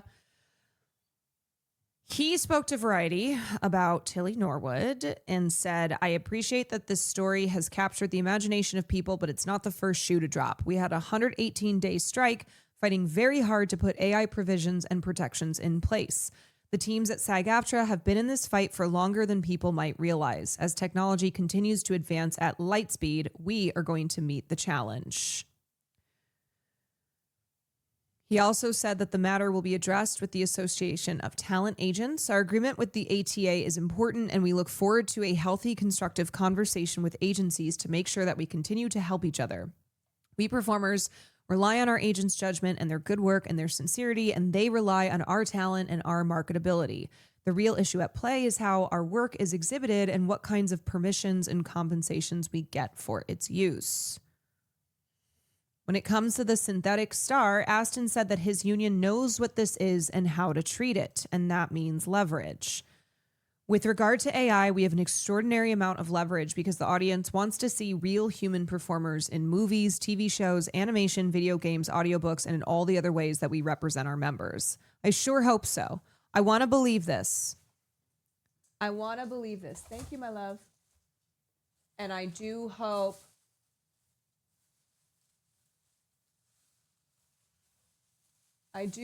that it's the case. Hi, Far. The name is Tilly Norwood. She appears to be a fresh-faced young woman who posts about pursuing an acting career. Watch this.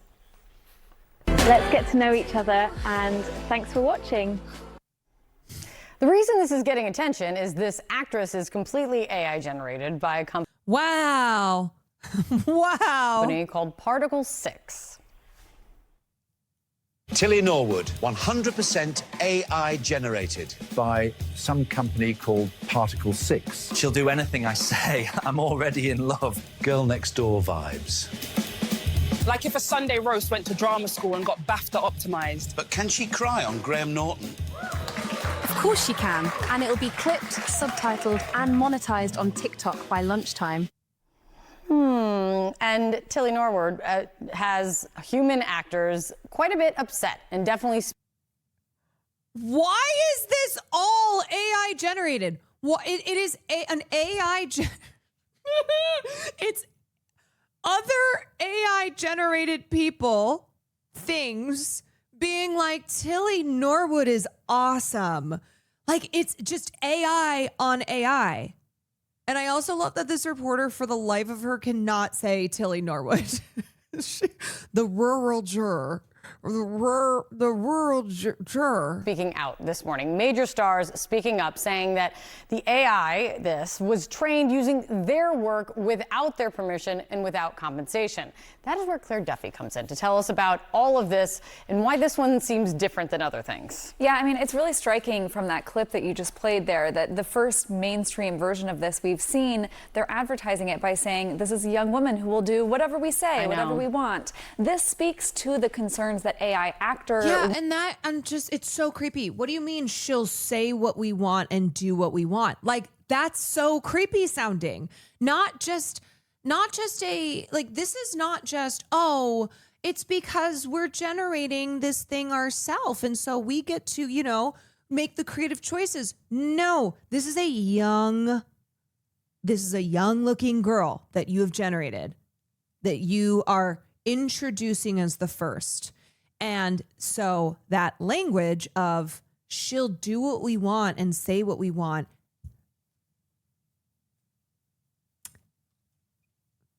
Hit them with the dokes, okay? Hit them with the Not dokes. AI actors, human actors, as well as other creatives, writers, directors have been having that their work has been used to train these AI systems and that then those AI systems could go on to replace them.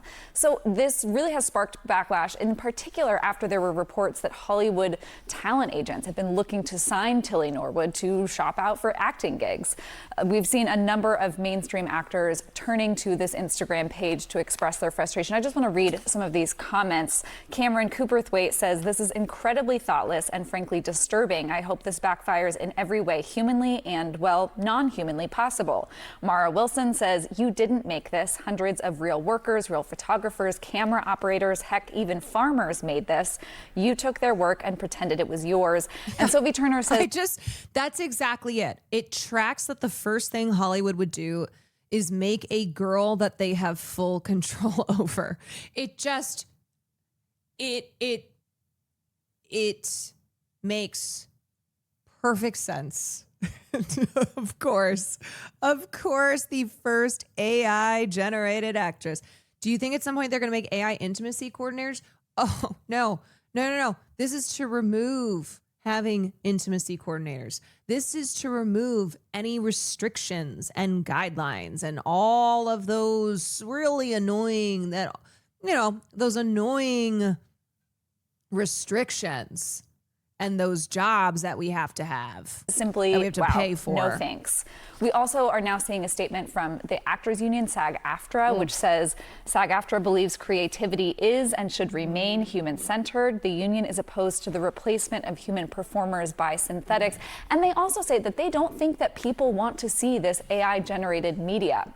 Now, the creator of this AI actress, Aline van der Velden, she's the founder of this company, Particle 6, she says this wasn't meant to replace human actors. She says, to those who have expressed anger over the creation of our AI character, Tilly Norwood, she is not a replacement for a human being, but a creative work, a piece of art, just as animation, puppetry, or CGI opened fresh possibilities without taking away from live acting. AI offers another way to imagine and build stories, but I have to imagine that's cold comfort to the actors who feel like this wouldn't exist without their work, and we're only going to see more and more of this as this and where that line improves. is, where that line is defined, and when it is passed, if it is, of like live actors and very much created, not live actors, in replacing them. It's good to see you. Thank you so much. They should have done the Simone thing and pretended she was a real actress. Hello, quick PSA. After this video, you should check out these videos that I posted in the last 3 weeks. The algorithm has been very wonky lately, and so these videos are so close to hitting 100,000 views, but they haven't gotten there yet, and I would really like them to. So check them out after this. Thanks. How the internet fell out of love with Jamie Lee Curtis. You might see a familiar face. So much. How much you want to bet someday this will someday turn into the creeps putting out there that having a young AI woman will save actual young actresses from being sexually assaulted and creeped on? Oh, that argument's already being made. It's like, hey, this is good for this. This is actually, isn't this what you guys want? Like blah, blah, blah, blah. Where rather than just try and put an end to the exploitation, it's just exploitation in a different way. It's just a whole different set of issues.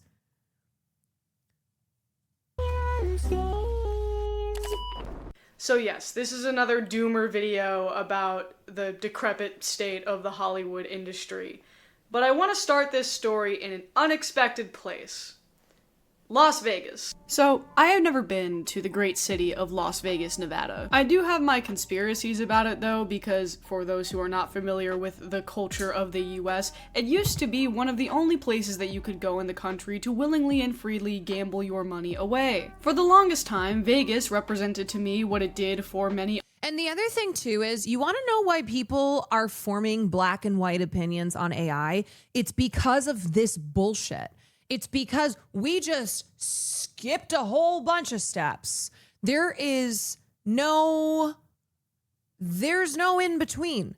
We went from like, oh, look, AI, it's a tool. Isn't it cool? Like blah, blah, blah, blah, blah. It can do a lot of cool things to, yeah, no, here's the new frontier. Like, move aside, humans. We've got Tilly Norwood. Other Americans, this kitschy land in the desert that time forgot, almost a fake liminal space, where you go to indulge in your vices and do this one thing. However, sports betting has since been legalized in almost every state in the US, and the prevalence of sports books have become very normalized to the point of genuine concern. And since then, I have noticed that Las Vegas has gone through a bit of an aesthetic shift. To me, nothing represents this aesthetic shift more than the Sphere, which is exactly what it sounds like. It's a sphere of glowing LED lights on the outside that lights up the Vegas skyline, and inside they do different types of shows, performances, screenings, all enhanced by this sort of futuristic tech bro technology. Side note, the Sphere is also owned and operated by James Dolan, who owns my favorite hockey team and is the literal devil. Anyway, beyond the initial gimmick for tourists, it was hard for the ownership group to justify people in the area coming back. Because once you've seen one Grateful Dead show there with psychedelic projections, you've kind of seen them all. But then, Warner Brothers and the folks at the Sphere had a great idea, or something that seemed like a great idea to them. Take a property that people already know and love, and translate it to the Sphere screen, sort of an immersion play, which is how The Wizard of Oz at the Sphere was born. Yeah, so, and then they put David Zaslav in it. You get people paying $200 a ticket to see an 85-year-old movie. You scale up the experience using AI technology. Now, what does that mean? That means that not only did 20 minutes have to be cut out of the original film, but also because the Sphere screen is so large, AI was used to fill in the theoretical gaps of the shots. So if you see any screenshots from the Wizard of Oz Sphere screening, the characters all look like they're basically talking to one another, on an Internet Explorer screensaver. It looked so stupid. This concept was roasted to hell and back on film Twitter because it was a classic example of tech bros taking the sanctity of one of the most iconic films in American pop culture and defiling it for the sake of a cheap gimmick. Through this experiment, the Sphere essentially found their first profitable, consistent venture, and now they're probably going to do this with other films. Which begs the question, just because AI can help you play God, does that mean that you should? Just because we could doesn't mean that we should. All right, check this out. You are looking at actress Tilly Norwood. Only here's the thing. She's not really an actress because she's not really a person. She is a product, 100% AI generated. Now she's caught the attention of Hollywood talent agencies, and real-life stars are raising a... Also, okay, here's the thing. You can't... Here's my cynical brain, okay, what I think this is actually all about. There's no way that you can throw Tilly Norwood in a film or a show next to actual human actors. It just, it won't work, okay? It won't work. It'll be so jarring, which is why I think the purpose is not, oh, Tilly Norwood is as an individual AI creation next to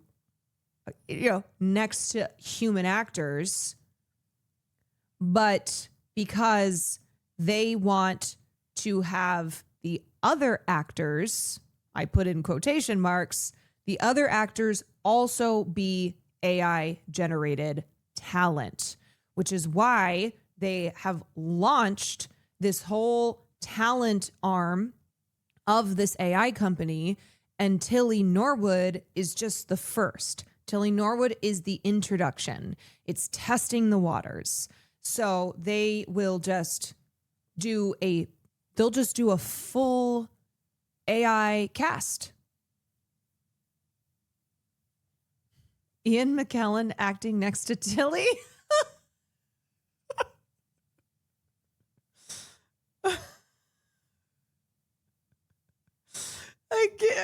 Can you fucking imagine? No, you can't. Alarms. Jolene Kent joins us from Los Angeles with... Yes, the lady who owns the company said she wants to make entire movies with AI like animation. More. Jolene, what's going on? Tilly Norwood is the creation of a Dutch comedian who runs an AI talent studio startup. At one of these big tech conferences over the weekend, she was explaining how people in the Hollywood industry had been hesitant to adopt what her startup was doing until they had seen just how far the technology itself had come, saying, quote, "We were in a lot of boardrooms around February at the time, and everyone was like, no, this is nothing, it's not going to happen. Then by May, people were like, we need to do something with you guys. When we first launched Tilly, people were like, what's that? And now we're going to be announcing which agency is going to be representing her in the next few months." I'm built on everything that came before me. Tilly Norwood might seem like any other aspiring actress. She has an Instagram page showing off her screen tests alongside candid moments. Wait, look at this fucking bio. You'll either get it or pretend you don't. I'm a creation. #AI art. Actress, aspiring. London, mostly in cafes, location. You'll either get it or pretend you don't. This makes me so mad. This makes me so mad because not only is this an affront to humanity and to art, it's the slapping us in the face. It's the acting like we are idiots. You'll get it or pretend you don't. The narcissism, the condescension, it's such a slap in the face. How can a fake person be so annoying? Because it's the real humans behind this. Tilly Norwood, 100% AI generated. She even posted this video on Facebook, which she says features her first on-camera role. Let's get to know each other, and thanks for watching. So if you feel like this story came out of nowhere and suddenly everyone is talking about it, that's because it kind of did. The CEO said it at one of these tech conferences where investors are potentially listening in on what they want to put their money behind, right? So we developed an AI-generated character who is an actress is a lot less interesting than we developed an AI character-generated actress who is potentially going to be signed to an agency. And keep in mind, the agency has not been revealed to us yet as of recording this video. For all we know, she could have just said it to, make the green line go up. We don't know yet, but people are already, reasonably calling for boycotts of whatever agency is theoretically taking this gamble. And even if it wasn't Tilly Norwood, it would be some other AI-generated actress who probably suspiciously looks like she is perpetually 17 years old, that these agencies are inevitably going to be tempted into signing.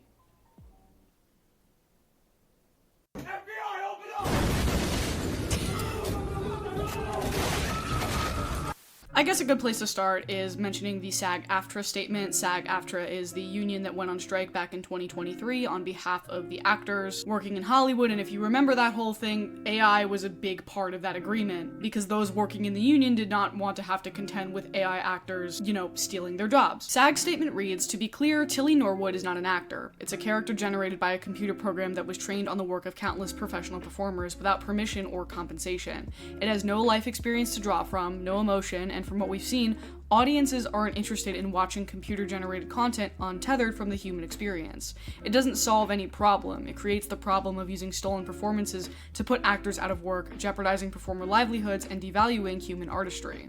If you've been on Spotify recently, you might have seen a band called The Velvet Sundown on your feed. Now, at first glance, it seems like any other indie rock group, but none of their members actually exist. Earlier this year, the band The Velvet Sundown made headlines across the music industry because they had garnered over 1 million streams on platforms like Spotify, only to have people discover later on that they were AI generated. Not just their music, but also their backstory, their imagery, everything about them was fake, operated by someone else in the shadows. Listeners of the band very obviously felt betrayed by this, because if you're just listening to music on Spotify in passing and you happen to be listening to one of the playlists that's put together and curated by the folks on the platform, then you might come across this band, not realize that the music you're listening to is AI generated, and then seek more music out from them and not be cognizant of the fact that you're essentially being scammed. Right now, unless you're a really specific type of person, you are likely not going to Apple Music or Spotify or YouTube and typing in AI music or AI music compilations, right? You have to be tricked into accepting this technology because listening to an AI generated band is not a natural thing for you to do yet. So if and when Tilly Norwood eventually starts starring in movies, us chronically online folks will understand the danger and the harm in that and likely boycott whatever film that they happen to be in as a result. Not me they-theming the AI. I don't know. This is all uncharted territory. Yeah, and by the way, Spotify pushes AI bands like Velvet Sundown because they benefit from it. It means they don't have to pay out royalties like they do to actual humans. There's a reason that like Velvet Sundown was showing up in people's recommended. Like that's not random. That's not organic. But it's true. I've seen Spotify recommend me AI playlists themselves, and a lot of like lo-fi, the types of music you might put on if you're working, if you want something in the background, a lot of that already, like there are AI tracks woven into a lot of those playlists that Spotify generates in the first place. Normies who just like to go to the movies, see the latest blockbuster or fantasy film, may not understand that Tilly Norwood is AI generated. Maybe they would perhaps feel a bit weird about it if they learned that after the fact, but the whole point is to essentially just keep tricking people until it becomes more normalized and more acceptable. Another comparison I can make here is an electronic virtual act like Hatsune Miku. People going to see Hatsune Miku know obviously that she is not real. She has never been advertised as a real person or a real performer the way that Tilly Norwood is inevitably going to be. And also, I think what they're hoping for here is that people will,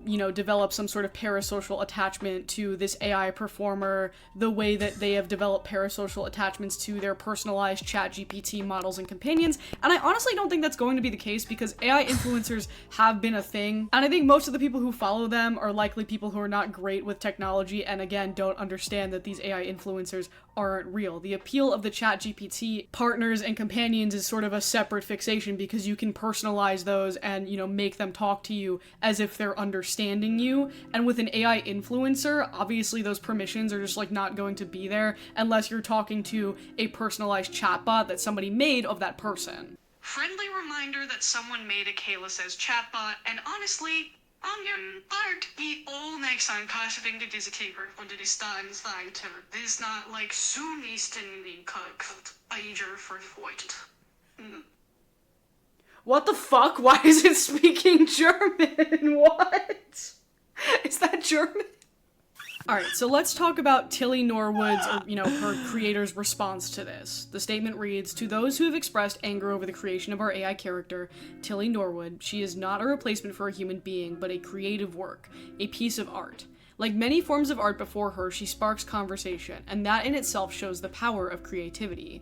I see AI not as a replacement for people, but as a new tool, a new paintbrush. Just as animation, puppetry, or CGI open fresh possibilities without taking away from live acting, AI offers another way to imagine and build stories. I'm an actor myself, and nothing written with AI, certainly not no an doubt. AI character, can take away the craft or joy of human performance. I also believe AI characters should be judged as part of their own genre, on their own merits, rather than compared directly with human actors. Each form of art has its place, and each can be valued for what it uniquely brings." So the last thing that I want to talk about here is a tendency that I've noticed across all of these AI companies when, they're offering a particular product or service that replaces or could potentially replace a human. And keep in mind, a lot of these companies, they're still trying to get investor money. They're showing off, prototypes of all this and here's the thing, I'm willing to believe too that Aline van der Velden and these other ghouls are trying, they're exaggerating, they're fabricating whatever to make it seem as if they're in make it seem as if like they are successful when they have not yet reached that point. But I have read a lot of stuff that's going on in the industry and how AI is a topic that I wouldn't say like taboo, but it's people in the industry have been embracing it. I mean, we've seen some of this stuff publicly, right? We've seen like people such as Natasha Lyonne and others who formerly were out there striking, making sure that we protect against AI, being like, look at my AI company. But there's a lot of behind the scenes, like producers, executives, agents, etc., who are embracing AI, and they recognize that they can't, like, they need to be kind of careful with how much they're acknowledging that and openly talking about like the moves that these companies are planning to make as far as using AI more and more. So I do think that these tech ghouls like Van der Velden do exaggerate because they want to create the appearance of like, we're at the forefront here. This is about to be the next big thing, which then can also convince investors and investors to sign on. But that there is this growing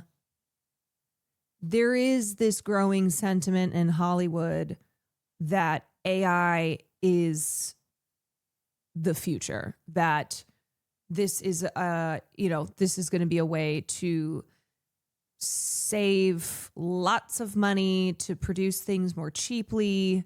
And that, well, everyone else is going to be doing it. So why shouldn't we as well? You know, we don't want to fall behind. It's always a PR lie when they say it's not meant to replace people. Of course. Technology and what They'll it can always do without... they say that because they see the backlash.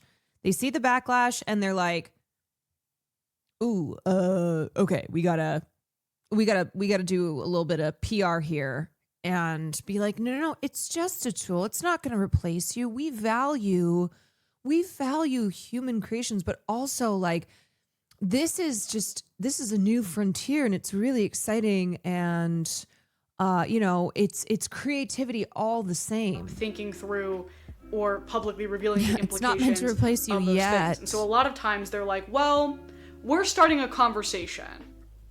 A conversation about what, girl? The thing I hate the most every time an AI company comes under fire or has some sort of backlash for some kind of stunt like this is that they all resort to the same buzzword speak about AI characters or AI generated images just being tools or a separate medium, that they're not meant to replace the equivalent of whatever the human expression is in that industry. Tilly Norwood has great genes. But my issue with this is they never explain what the AI character is supposed to be or represent, if not a literal replacement for an actor who could have taken that job. If there is an AI actor saying lines and performing stunts in a film, then it's a reasonable leap to assume that before that AI actor was hired for that job or licensed for that job, that previously, before this technology existed, a human would have been doing it.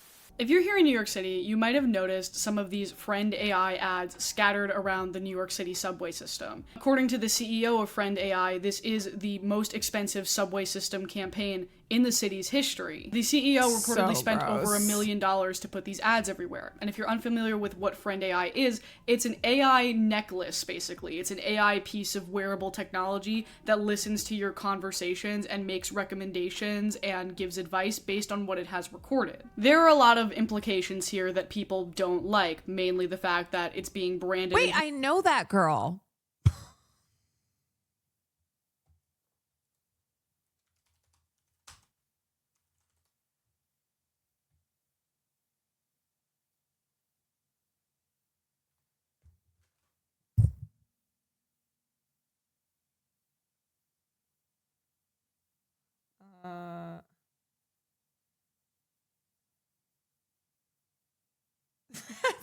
That's Tilly Norwood.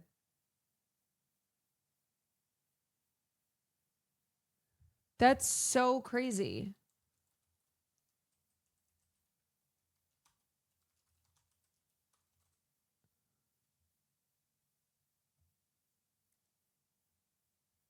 Yeah, I know. Positioned as a replacement for a friend, a device that supports you and listens to you, and that is pretty dangerous as we are all becoming more isolated collectively and as AI psychosis continues to be on the rise. Additionally, it's a surveillance issue because this device records what other people say. It records the conversations that you have with people in order for it to be— No, she's a friend of a friend. A friend of a friend that I met one time, haven't seen in years. Able to iterate back at you. And of course, that is a security issue because not everyone in your vicinity while you're using this device is going to consent to being recorded. All of this anger has boiled over into people vandalizing these ads in the subway whenever they see them. But the thing is that the CEO of Friend AI essentially bet on New Yorkers being angry about this AI product. He literally spent $1 million to rage bait them. In an interview, he said, people in New York hate AI, probably more than anywhere else in the country, and that he deliberately bought ads with lots of white space so that they would socially comment on the topic, therefore making people more aware that Friend AI exists. So anytime an AI company says that they're doing something provocative in order to start a conversation, that is essentially code for, we are trying to rage bait people into higher visibility so that we can eventually reach the people who don't care about AI or its implications. And then once those people are reached, those people who have average spending power, who aren't going to boycott a company or brand because of an AI related decision, companies are hoping that these normal people people that they're trying to reach who are typically offline won't notice the difference between a human performer and an AI performer, or that it'll just become more normalized the more that it's put in front of their It basically is like making a bet on just how stupid people are. That's what it feels like. Like how gullible, how naive, how stupid. Like how can we trick them? You know, will it work? Will it work? Let's see. Maybe they won't know. They won't know. Only one way to find out. No, I haven't watched the Taylor Lorenz video on until AI slop eventually yet. people kind of don't care about it anymore, and the AI enjoyers or the AI ambivalent consumers become the majority and drown out the vocal AI minority. Unfortunately, there is no solution here because it's what these studios want. They just don't want to come out and say that it's what they want yet because it's still taboo and controversial. I guess the best thing we can do collectively is spread rumors about Tilly Norwood so she gets canceled before she ever has a chance to have a career. And then years from now, I'll be on stream and people will suggest to me to do a How the Internet Fell Out of Love with Tilly Norwood video, and I'll say, I was there in the trenches when nobody liked her in the first place. Thank you so much for watching my video. I'm so excited. You want to know why I'm so excited? Because my best friend, Noelle, is here visiting from Seattle. I see comments on posts supporting it too, which is confusing, but those comments could be botted, you know, not necessarily. There's so many layers to this. I was talking to someone about this earlier and he said he would watch AI movies if they were good, and I was so mad. Okay, see, here's my concern. All right, here's my concern. As much as like right now we're saying humans want human-made art, humans will always prioritize and value human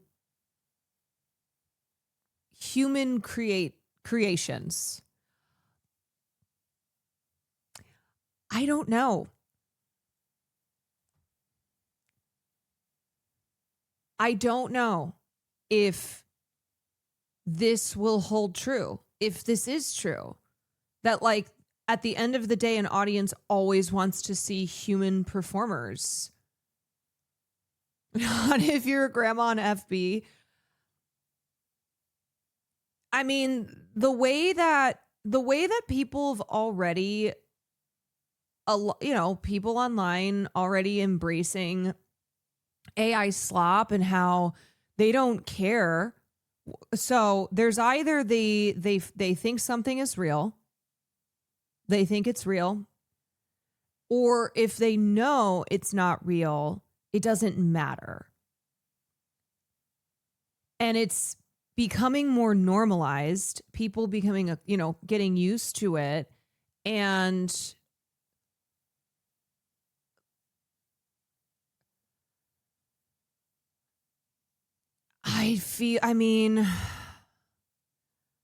some people literally go by if they watched it and liked it and don't care about the work behind it. It's exclusively about the product for a lot of people.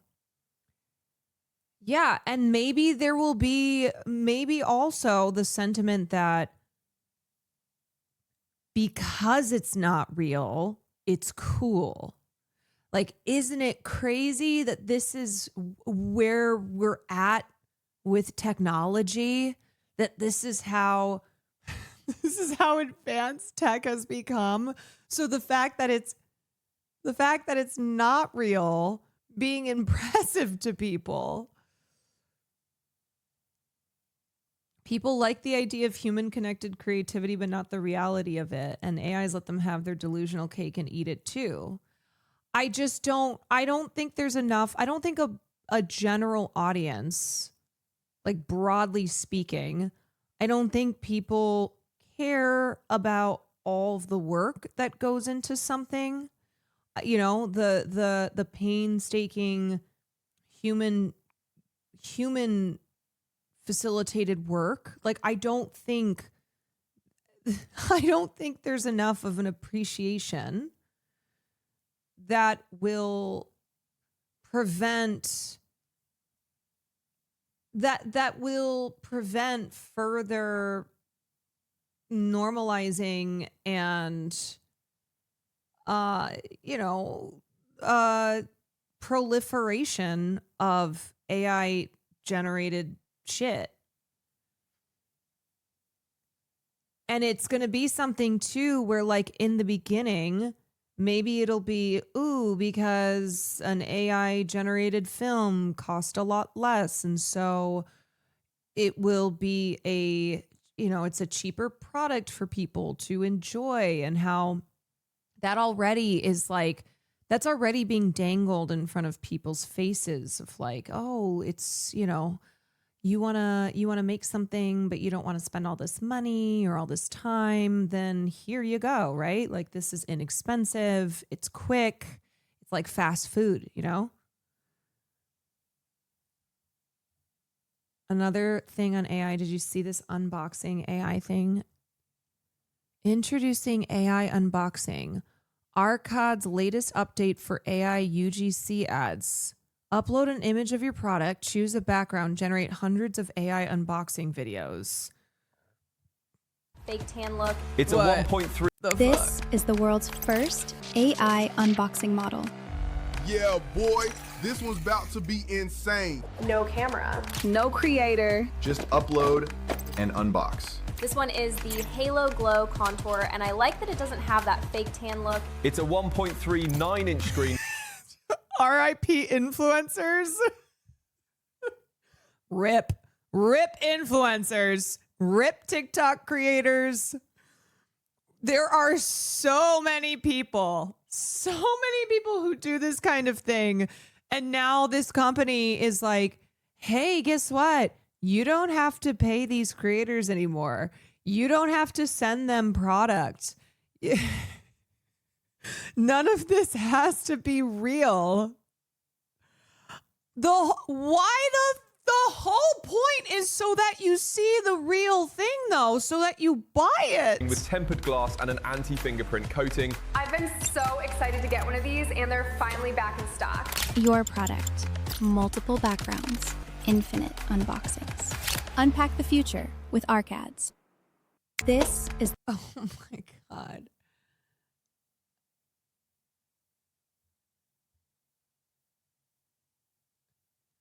People are already getting desensitized to it from the vertical microdramas and how big they are and how they're all basically written by AI. Only a matter of time till verticals use AI actors too.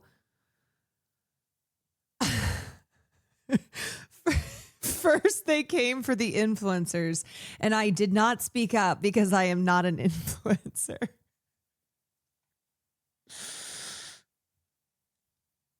That ruins the point of unboxings, but yes.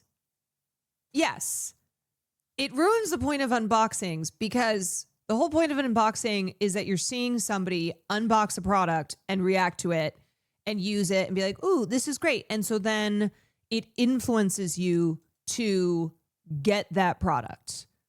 But it doesn't matter because that's what these companies, that's not what their bottom line is. The whole point is not to care about what the purpose is of having human beings doing this, of having it like be actually real, like real products. It's so that it's cheaper.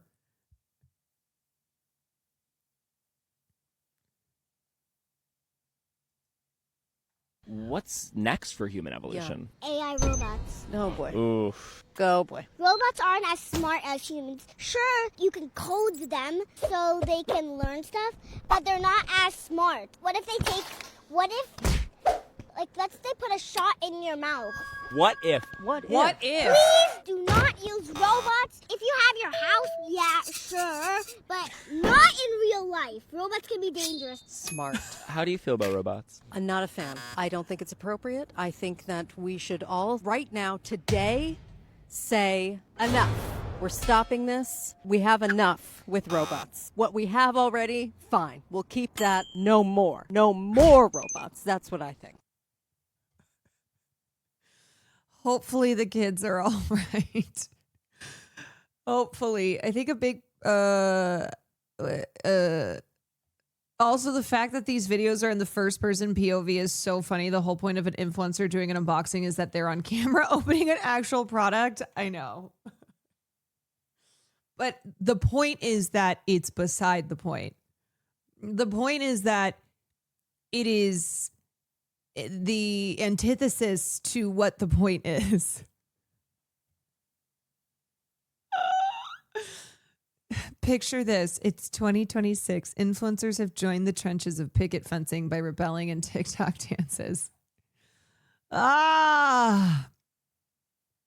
Y'all, you know what's crazy is like we talk about AI a lot, and yet there's still so much that I still haven't even seen, that I'm not even aware of, I'm like, damn, I didn't even know that was going on. The White House is one of the most prolific distributors of AI. Yeah, and that's the other thing is like we have the fucking White House account on Twitter constantly posting AI slop. Like this is the timeline that we are in. It's so stupid. It's just stupid ass slop. This is what we're battling. This is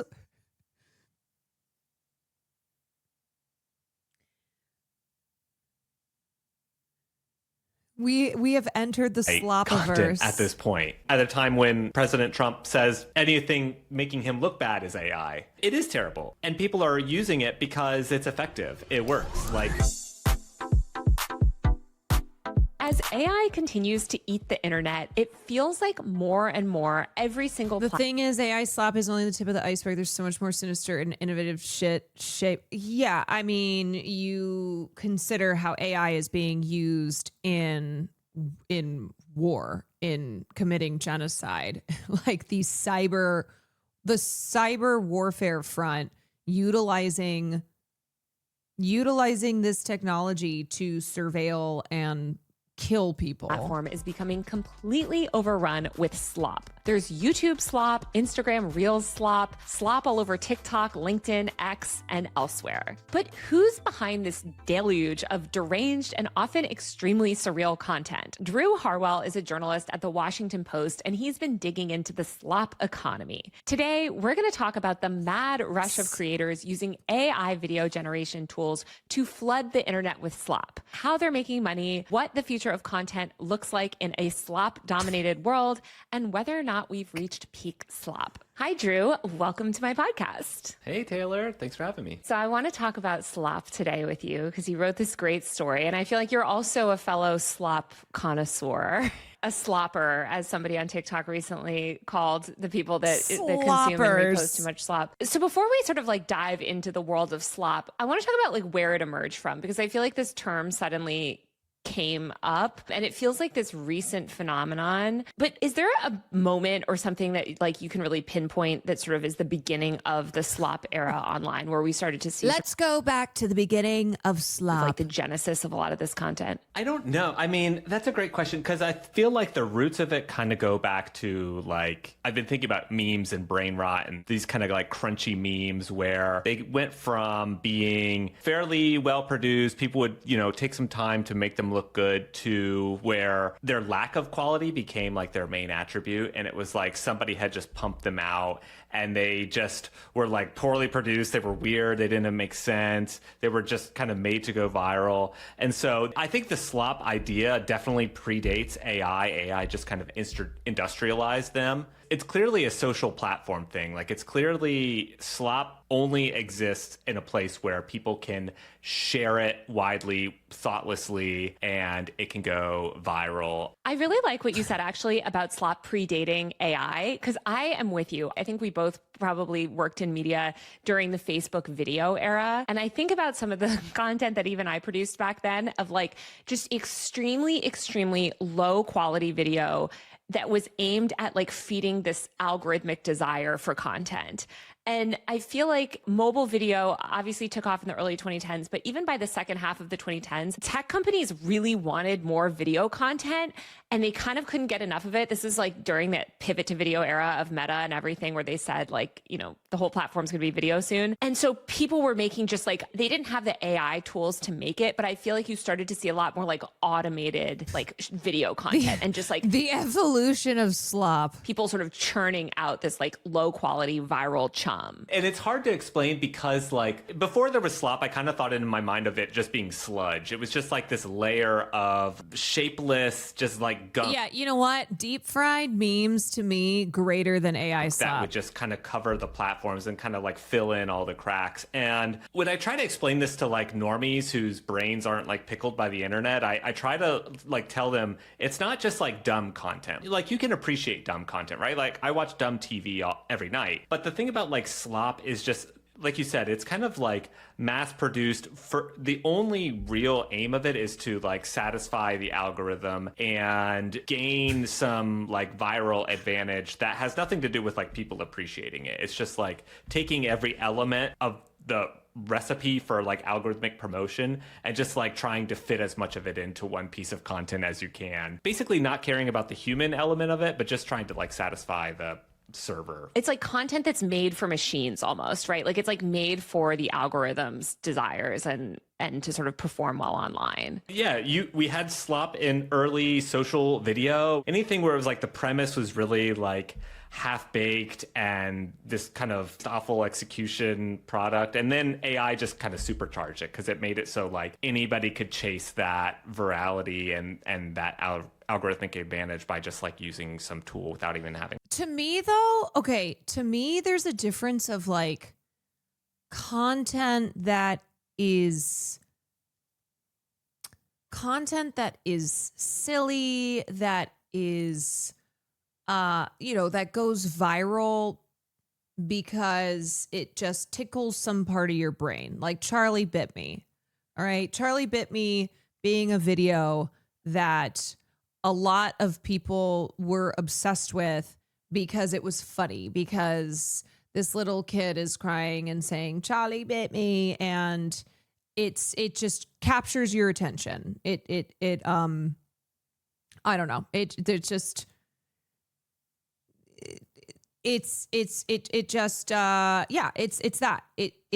just gets your attention because it's entertainment and because it's silly. Versus like AI slop, I look at and I go, what the fuck is this? Why is there a bulldog drinking a beer, but also because it's not real? Like, this is different than a video that would be posted where it's actually someone's bulldog who like jumped onto the table and drank their beer. We'd be like, haha, that's funny. Oh, dogs doing stupid things. But it's that it's so random and bizarre, and knowing that it's not actually real, that it's been generated, that it means nothing. Like, it's just completely soulless. It's completely soulless. You're like, I just look at it and I go, why? Think about it. So let's talk a little bit more about like the emergence of these tools. There is this test, which you mentioned in your story, called the Will Smith eating spaghetti test. I don't even know if that's an official name, but it's sort of this like unofficial maybe test for AI, where basically Will Smith is eating a bowl of spaghetti and it's like, how well can the AI render that? And I think back in 2022, it basically couldn't render that. And there were all these like terrifying, like gruesome attempts. But certainly now it can. I'm trying to kind of pinpoint when that turning point. It's even used as a marketing strategy to make artists famous.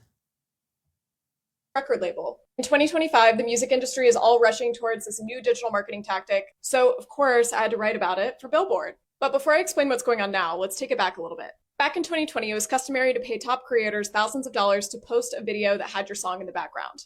But somewhere along the way, music marketers found that this wasn't a very good return on investment. Meanwhile, creators' rates began to climb and TikTok was fragmenting. So what did?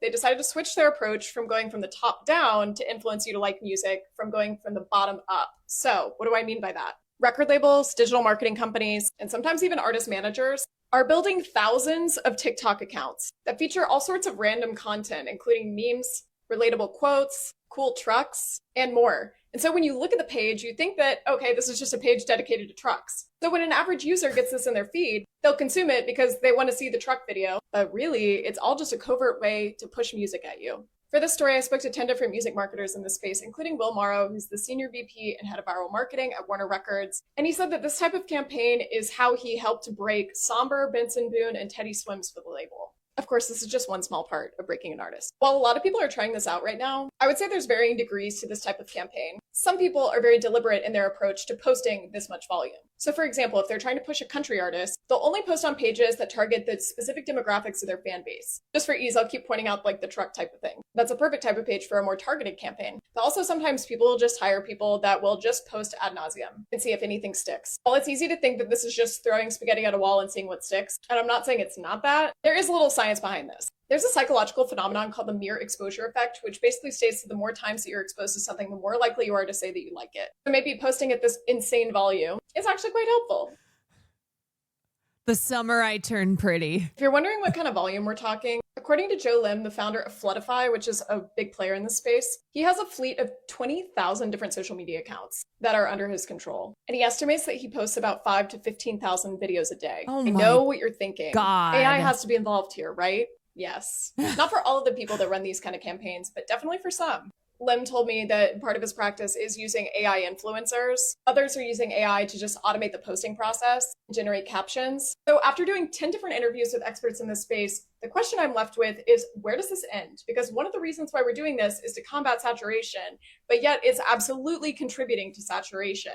And AI is only going to speed that up. Do we just keep posting into oblivion, or is there a point where this doesn't work? If you want to learn more, head to billboard.com. This story also went out as part of my newsletter, Machine Learnings, which got cut off at the top. But Yeah, it's a this is dead internet. free Billboard newsletter all about music and tech. If that interests you, sign up for free at the link in my bio. That This random is meme dead page you follow on internet. TikTok. This is just totally dead internet. Damn. This is foundational to marketing when people think they're being clever to asking why Coca-Cola advertises because it sticks to your dumbass brain. It's called recency advertising or something. It's the same thing with like how people remember. Okay, so like 40 beheaded babies, the atrocity propaganda on 10/7, one piece of it. That was repeated so many times by so much of the media, by politicians, that people who maybe they were even listening to other sources, but were not, it was not sticking, other information was not sticking in their brains like 40 beheaded babies, because they were saying that shit day one, and because they said it over and over again, and because there was a specific number there. If you're saying beheaded babies, that's not going to, I mean, that is a horrible image, but it's the number on that as well. So that's a psychological thing too. And unfortunately, people, the reason that like it's hard to disengage from disinformation, misinformation, is because it's structured in a way and it is repeated so often that it's what sticks in people's brains. And once that is in there, it's harder to dismantle it. It's harder to offer up what's actually the truth, because it's already like glued onto somebody's brain.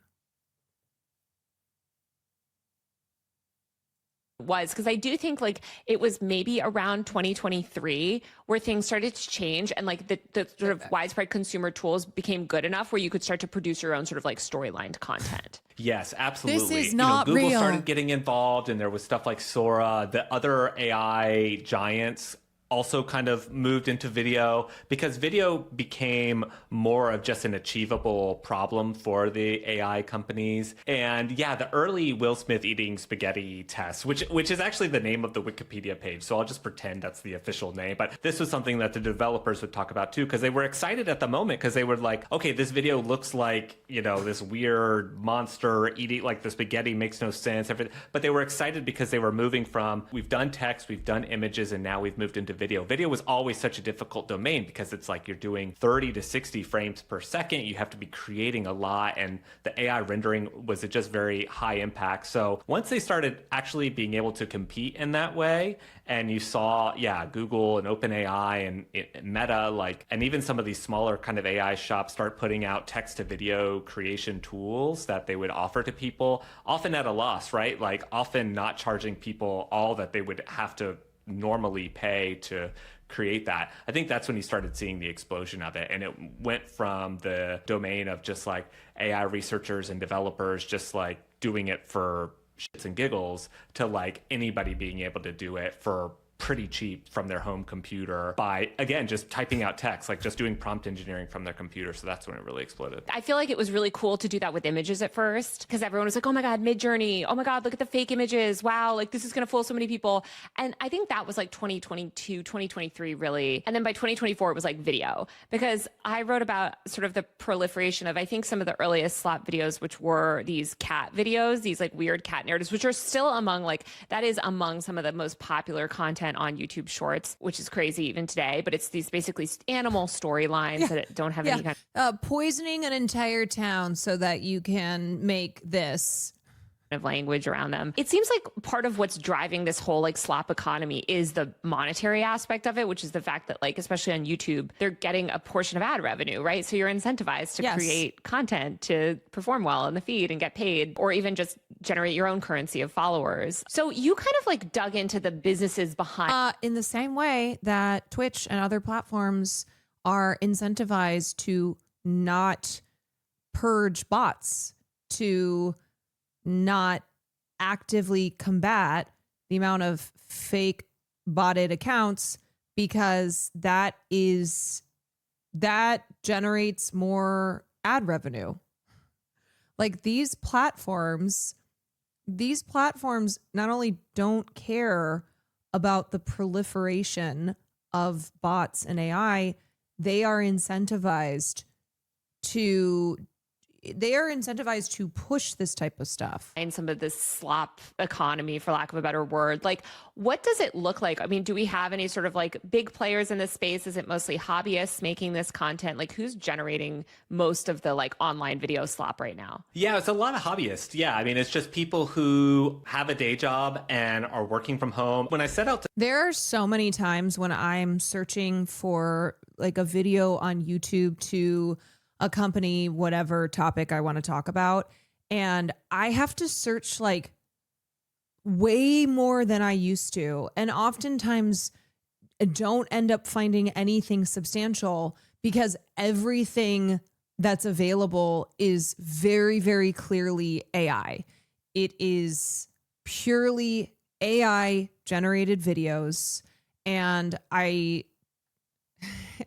it's tough. It's like, I'm not going to show this accompanying video of this like voice that's AI generated and images that are AI generated to help add context, to help, have a visual accompaniment to whatever story I'm covering.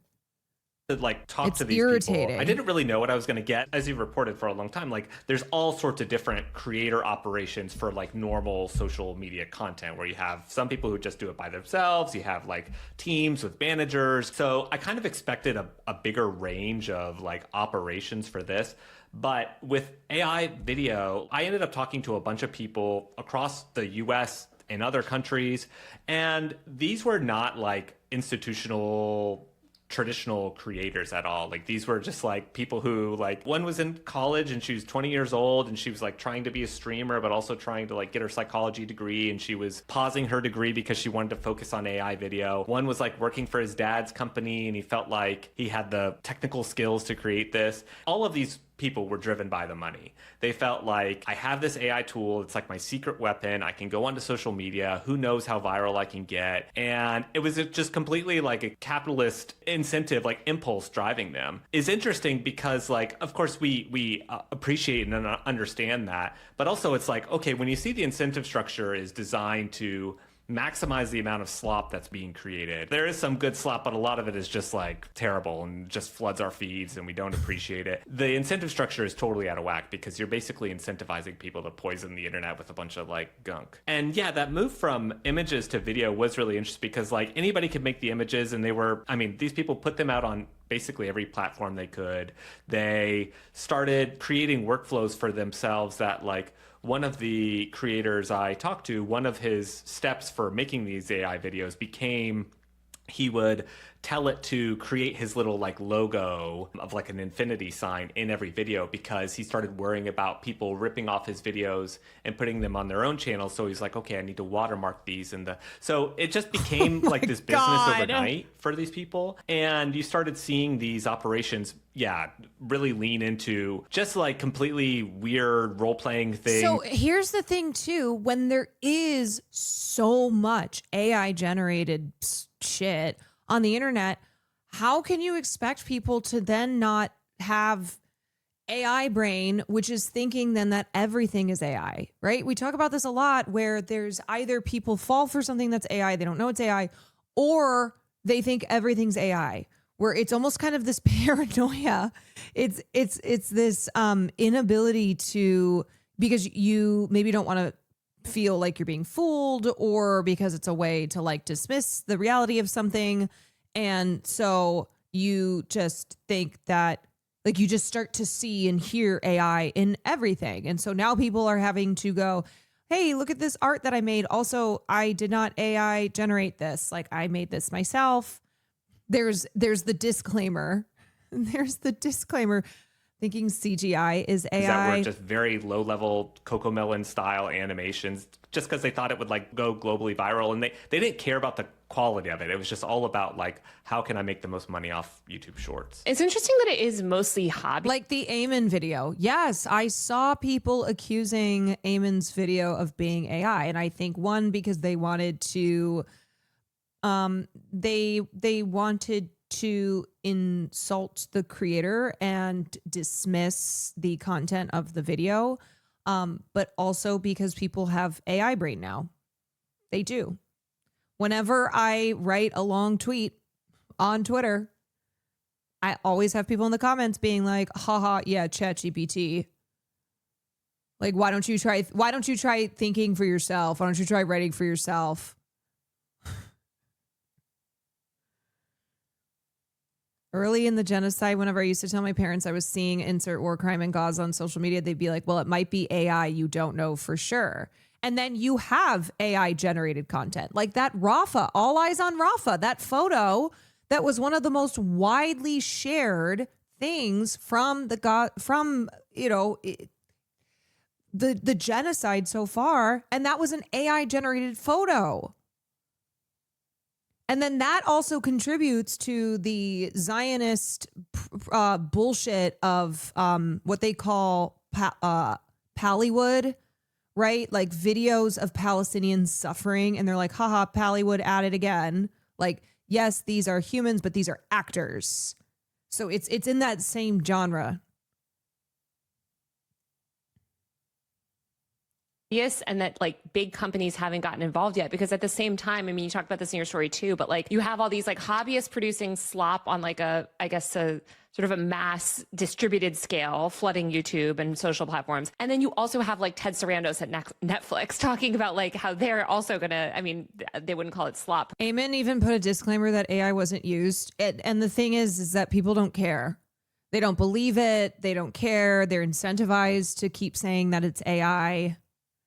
Probably, but like all of actual Hollywood is also leaning so hard into AI and like AI generated videos. Then you also have, I think OpenAI is going to release their first ever actually AI generated movie called Critters. It seems like there's like this high and low aspect to slop, but there's not really that like operational slop media company yet. Yeah, and maybe that'll change because one of the things that makes slop so appealing is it's cheap. And if you're a big movie studio and you want to save money on these pesky humans who demand salaries, and you feel like you can turn to the AI for something that maybe is not as perfect as they would make it, but like is good enough, you're going to do that. And I think we're seeing more studios do this. And, you remember because we reported on this during the Hollywood strikes. This was a big thing that producers, animators, creators were getting really worried about was AI is going to be taking our job is kind of the superficial way of saying it, but it's like they're going to be taking components of our jobs gradually until we're going to be less needed. And yeah, you saw this with Netflix where they had this movie, they needed to like blow up a building, and instead of getting animators to do it and having it look good, they basically just used AI to do it. And Ted Sarandos said, yeah, like it looked great. For them, it's just a couple of seconds on film, and so these kind of questions of integrity or whatever, so they went for it. So I think we're going to see a lot more of this because these studios want to save money, and AI is a great money saver for them. Well, so far the studios have not entered into I would say the most common genre of slop, which is brain rot slop. I kind of want to dive into the different types of slop and kind of what they should say about the internet. And I feel like the brain rot slop, it sort of is what mainstreamed slop and AI content. The cat videos are certainly brain rot, but also there's all these interesting narratives and characters, like brain rot characters that are just AI slop characters essentially that have become popular. I wrote about the Tim Cheese versus Simon Claw, that whole lore. But if you follow a lot of these news aggregator pages that post fan updates about these slop storylines, it seems like there's this whole cinematic universe emerging of slop characters. I mean, I guess the Italian brain rot, Tralaleo Tralala type stuff was also in that realm. These are words that shouldn't exist. What I've seen happening, especially on TikTok, is people will make an AI slop character that does really well. There were these videos where Bigfoot was talking into a selfie camera while narrating and running away from people, and they used AI to make it. It was very popular for whoever made it, and then everybody started copying it because it only takes 5 seconds to type that into your AI, and so people started making copycat accounts. You couldn't tell who was the original, and people started iterating on that concept and making Bigfoot run in different places, say different things.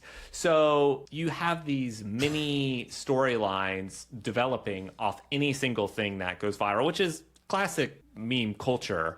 But when anybody can do it and when you can make money off of it, that is where it becomes really interesting. So you have that. And then on TikTok, I've seen a lot of fake influencers where they just create a fake person who will be doing get ready with me content, sneaking out of the house, classic genres that are popular on the platform. The AI influencer thing drives me a little bit crazy because I feel like it's something that is so incredibly hyped by the media, but I don't see a lot of these accounts getting traction yet, where they are actually quite literally, it's usually a young, pretty woman, right? Where they're I do think the key word on a lot of this is trying to replicate a lifestyle influencer, I guess, but make it AI. It's like Lil Michaela, but AI version basically. And I kind of wonder how much that is the future. I'm sure there'll be some that, but to me, because there's not a lot of storylines attached to those creators, and it mostly is just about lifestyle product stuff, which is sort of most people want from humans, I just wonder how much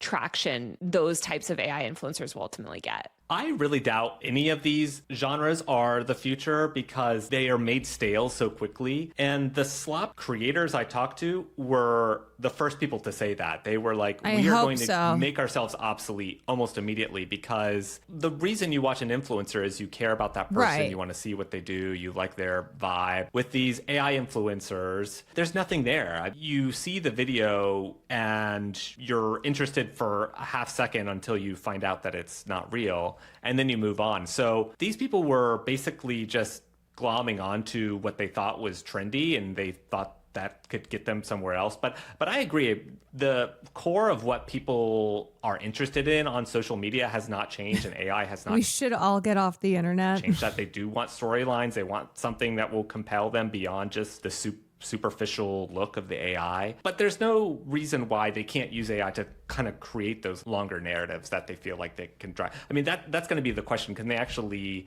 transform this from something where they can make a quick buck, but it doesn't last, to an actual legitimate business? Yeah, I do think they're like increasingly developing kind of storylines and IP. And maybe it's very like crowdsourced IP, which is going to be a nightmare if they ever try to like take one of these things and make it into something. But I don't know if you saw that account. It's on Instagram, might be on TikTok too, of the baby being interviewed, and she goes on trips with her Aunt Linda. It's like, I'm a baby and I was just born. I can't even begin to describe it. This content is so bizarre. And like, I clicked on that account and I clicked on it right when it launched, and it had, the first video went viral, but I was like, we'll see where it goes. It's been sort of like developing this storyline about this baby. It has 80,000 followers, and people are making these sort of side, like you said, it's very meme culture, kind of like collaborative storytelling. And I could see something like that eventually getting enough traction to like be interesting to like a streamer where they develop a show around it, or getting a manager or whatever. Like that feels kind of similar, honestly, to like 1.0 like influencer culture, where you had like, that baby has more followers than I do on TikTok. Doug the Pug or whatever, or like these stuffed animals where people would create these Instagram. Doug the Pug was my roommate's friend's pug. When they were in college together is when Doug the Pug started. Just a funny little connection there. But so she had this pug, and Doug was so silly. I didn't know Doug the Pug, but my roommate knew Doug the Pug, because she was friends with, I don't even remember the girl who's had Doug and started this. But yeah, it was just like this funny thing. It was like, oh, I have this really silly pug, and maybe I'll start making videos of Doug the Pug. Accounts around like 7 degrees separate. We can call it what would that be? 2 degrees. Certain physical animals and sort of telling a storyline about it, but it was all made up, I guess aside from like the fictional content, another big genre of slop that I see all the time, especially on YouTube, is educational slop and like history slop, and basically the whole like faceless channel type stuff. I'm curious if you've talked to any creators that were sort of making anything like that. Yes, and I've seen that, and there is a big movement for fake history slop, where they can take content that other people had created, like actual history creator, researcher types, and just use the AI to spit out a bunch of text that they can use, and then using that as the backbone for a video where they, basically just generate a bunch of content. That works because people did it in a human way before and created a template. And now they're kind of getting more into that. And we actually saw this on Reddit, where they would have these fake history communities, and they kind of just did it on a lark, like just for fun. But now you've started seeing people do it more where they don't announce that it's all BS and the facts are wrong. And a lot of these genres just purely seem to exist because of the novelty. Like they're just counting on people swiping onto it and not understanding what they're seeing. Bro, I mean, this is the shit that they're going to try to be cranking on TikTok with the takeover of American TikTok. They're going to be pushing these AI generated videos on the history of Israel, and hoping nobody digs further, and just like getting that early click. And bro, they are paying influencers right now. They are paying $6,100 to $7,300 per post. The Israeli government is paying a cohort of 14 to 18 social media influencers. We already know that they use AI programs. They've been using AI programs, and that's why you see pro-Israel posts just randomly pop up everywhere, like any tweet in the comments. And so I'm sure that they're only going to turn the dial up, not just with paying actual influencers, but using AI and controlling the algorithm and just hoping that it works.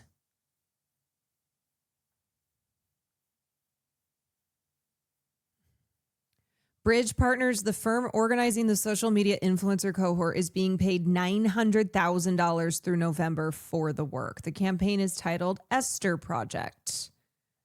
Very cool.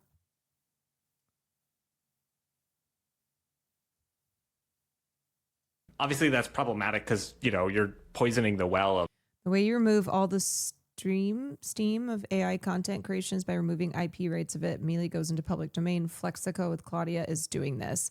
The funniest thing to me is people getting mad that someone has stolen their AI, their AI creation. They're like, you plagiarized. It's like, really? Like history content that people actually want to learn about maybe in the future. But again, they just see like money being made from this. Do you mean fake history, like conspiracy theories? Well, there was like a line of fake history where people would invent a fake earthquake that hit Seattle in 1982. And they would just invent like a giant catastrophe or like a roller coaster exploded, or some of it's fake history. Some of it's just fake news, I guess we would say. But it's just like complete spectacle, horrifies you, it shocks you, and they say that they have the full story, but again, they're just kind of like preying on people who don't know that it's fake. I think like one of the most corrosive and toxic ways that slop is affecting our media ecosystem is by polluting people's information environment. And I'm thinking of this kind of highly politicized slop that we're seeing, especially in the wake of the Charlie Kirk shooting, or there was this big far-right rally in the UK where somebody created a slop video pretending to interview like LGBTQ people protesting, also talking about Charlie Kirk. And these videos seem to be so heavily engaged with people. Let's see what the Trantifa counter protesters have to say. People above the age of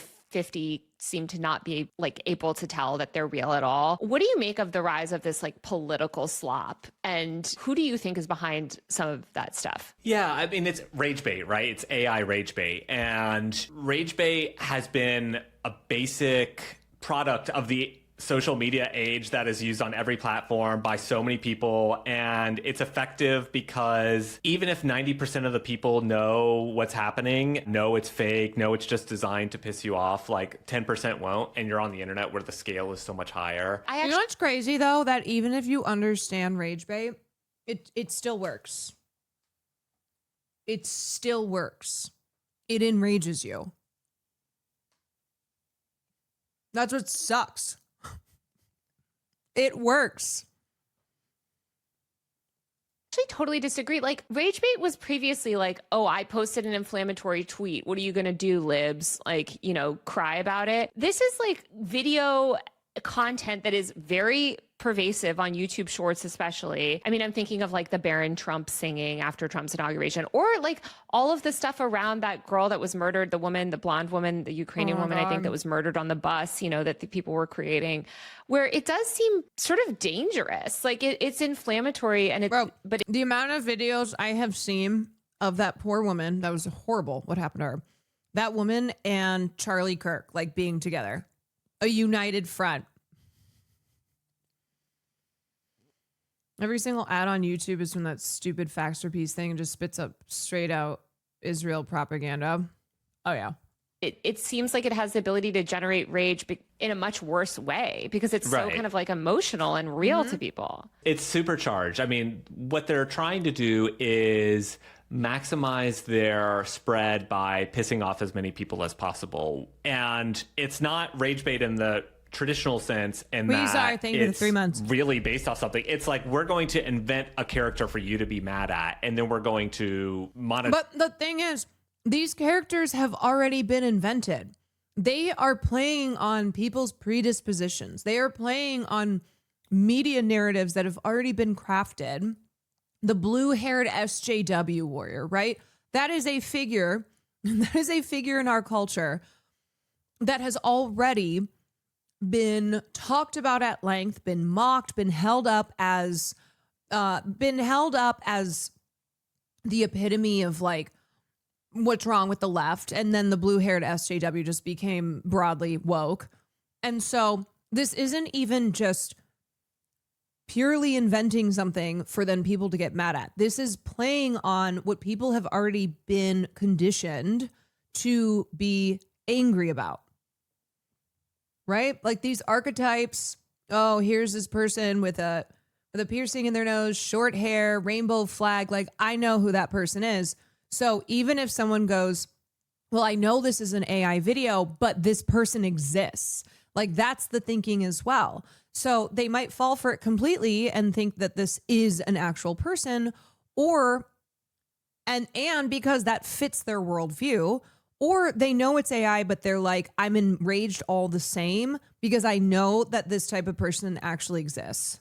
Ties your anger at that. And it works because if you watch this video of the fake UK counter protesters saying all of this stuff, and they have blue hair and they're just like signature liberals saying all this stuff that angers you, if you agree that those people are terrible, you're going to share it to say, hey, we're validated. Like, people on my side, we were right. These people are terrible. As someone said, it's a synecdoche, a simplified representation of all the right's resentments. Yeah. Where AI just is a tool,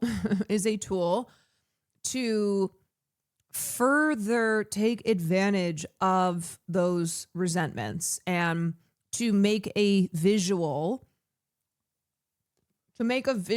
image out of what has already been conjured for years now as like everything that is wrong with American society. Even though they're all fake. And if you watch it and you know that it's BS, you might still end up sharing it because you want people to see what these people are doing to attack your side. And it works because it just agitates everybody. Beyond this video, I mean, I saw this for even some of the slop people I talked to, where if you made a racist joke or a sexist joke or a joke that was homophobic, Thank you, Christian. they would get a bigger spread for their content Not Christian. because they would just tap into people's emotions and get people pissed off. And when you're pissed off, you're engaging with the platform more. You're sharing the content. I guess to me, it seems like it's more insidious than just rage, because I mean, even like, for instance, that viral Tim Waltz AI video where he's wearing some crazy shirt and Joe Rogan fell for it, of course, because again, somehow no one over the age of 50 can like detect very obvious AI. I don't understand it. No hate to like the elder people, but it's weird. The But, elder like that, people? it seems like there are political motives, and it also seems like the right tends to embrace it at a scale that the left certainly doesn't. And obviously that's because a lot of the people on the left are critical of AI and the right is embracing it. But like, you know, conservatives, especially in the wake of Charlie Kirk's killing, like they have generated so much AI content around this. And the White House itself is sharing AI slop content. The White House is one of the most prolific distributors of AI content at this point. And we've also seen this happening at a time when President Trump says anything making him look bad is AI. So yeah, it is terrible. And people are using it because it's Anything that makes me look good is not AI. Anything that makes me look bad, AI. effective. It works. Like, you can make a political point with this AI tool and agitate people and make the other side look terrible and score political points and make money and get followers. It's all wrapped into one. So it's kind of like not a surprise that people are using AI to make the I know, worst. but like, what do you think that means? Like, what do you think that means for our information ecosystem and the internet, basically? That it's so susceptible to this kind of poisoning. It strikes to why we should care about the internet in the first place. If we are all looking at the same feeds and wanting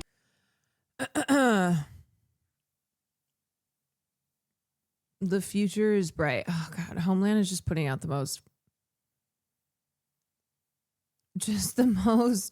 fascist shit. I mean, at least these are real clips, you know, versus what they do a lot of.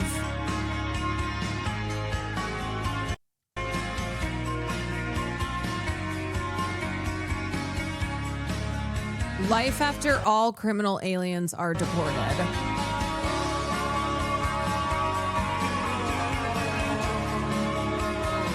Criminal aliens.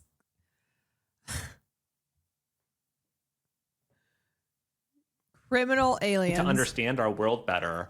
And then you have this incentive structure I know, the where audacity to any use a one song person around the world from can type Cure. a few keys and like piss you off and make the truth of the matter that much more obscure. That's a huge problem. And the other part of it is like, what is the counter incentive to this? Like, this guy who created this video and then shared it, it's a complete BS video, right? There's nothing real to it. And his punishment for sharing this bullshit is getting millions of views, millions of followers. Like, why wouldn't he share AI? You know, if his whole thing is about pissing people off and winning the political argument, there's no reason why he shouldn't. So I think that speaks to like, our platforms are completely not ready for this kind of material. And most normal people aren't either, because the video quality is getting so much better. I mean, I think we laugh at when people like Joe Rogan and many others mistake this stuff as real, but it's designed to look real, and the ways we used to be able to detect AI don't work anymore because they are so legitimate. So you tell people to have better media literacy and to think before they share, and of course they should be doing that, but it's also like, when the material is this good and this deceptive, it's just going to keep happening and get worse. To me, also, we are all susceptible to reinforcement bias, seeing and reading things that reinforce our worldview.